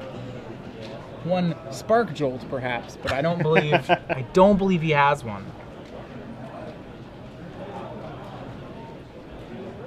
So all right, Jim. Could decide. Remember, Fabiano, 2-0 win. Very first round, he had a 2-0 win over Max Tietze. Then he had a 2-0 win over Peter Ingram. Now up a game on Jim Davis. We watched him draft. Started red, couldn't decide on the second color. Has breezed through these finals. And there's the trick. Yep. So. Well, no, the trick is going to work. Oh, well, yeah, you mentioned the toughness. It is 3. Yeah, the pinata's going to break. Yeah. Yeah. It's still a great. So for those of you. Ordeal doesn't actually have to trigger 3 times by itself. When it gets a counter, it just checks to see if the creature has 3 or more counters on it. So thanks to that, he just, basically gets a free lightning strike and putting 3 counters on his guy. It's a really strong combo. Yeah. the problem here is the Intimidate creature, which, he does take down a Deathbell Raider, but he's not able to take down the Agent of Fates with 4 toughness because he's just 1 short, as you mentioned. Does he have any time defeats? That would be the removal spell right now, which he has 1 time defeat in his deck. That's a removal spell which he wouldn't, if he had, he would use here. He wouldn't be happy about it, but it would at least answer Agent of Fates. Yeah, I mean, that's what matters. But again, answering Agent of Fates is just part 1, because why Bestow is such a great ability is that the Cavern Lamper would come in, and it has Intimidate. And yeah, and then Davis will drop to 1. Down to 2. Well, you get to gain 3. Oh, no, but the time defeat doesn't happen. Yep. Now I think, well, this is interesting, because I think, caught a glimpse of Davis's hand, I think he has a Destructive Revelry in his hand. All right. Well, that would do it. Yeah, and if that's the case, this one is not over. Now, Fabiano... Unless he targets it again. Yeah, Fabiano's confirming with his teammate. Here's Hammer of Perforos. Oh, that's pretty good. So now he can make... He has enough mana to make a Hasty Poo. Make a 3/3 haste. So there's your Hasty Artifact Enchantment Golem token. That should be enough. And Fabiano says, everybody into the red zone. So Davis can deal with that Agent of Fates just straight up. He can blow up the Lampad and block it and kill it. Unfortunately, due to the Hammer of Perforos, he will still take 5, and he only has 4 life points to work with. Assuming that Fabiano, I guess he doesn't have to attack with everybody, but as long as Fabiano makes the correct attacks here. Now, just to confirm, if the Lampad dies, the Lampad, because it's an aura right now, even though it's a creature card, it will not tap the Fleshman's Deep. Oh, the intricacies of Bestow. If that did work, then Davis could go to 1. Yeah. But then he'd have to be... Well, then he'd attack with the other. Yeah, but also he'd have to try to beat the Hammer, which it looks like it's going to be pretty hard to do over the course of this game. So everything looks like it's going Fabiano's way right now, as Davis is sitting here contemplating, can I get out of this situation? You see the Destructive Revelry in his hand. Well, he does have the Destructive Revelry, but that Hammer of Perforos should be enough to seal the game for Fabiano. Remember, that Hammer was his first pick of the entire draft. He originally tried to draft red around it, an aggressive red deck. He actually didn't really get there with an aggressive red deck. He ended up with much more of a mid-range black-red deck. But as you see right now, the card is just solid enough on its own that while it's best in an aggressive deck, it can really be played in any red archetype and still be decent. Yeah, card quality very high in Fabiano's deck. His good cards are very good, and I think that Davis is coming to the conclusion that there's nothing I can do, and he's going to extend the hand. Gerard Fabiano, Curtis Sheu, and Eric Smith are your Star City Games team-sealed Worcester champions. All right, so they entered the final round with an advantage of 4-2, having won each round 2-1. They got up in round 3, but then a rally came back. A rally started coming out from the other side, from Davis, Tietze, and Ingram, and they needed 5 games in a row to win it. They got the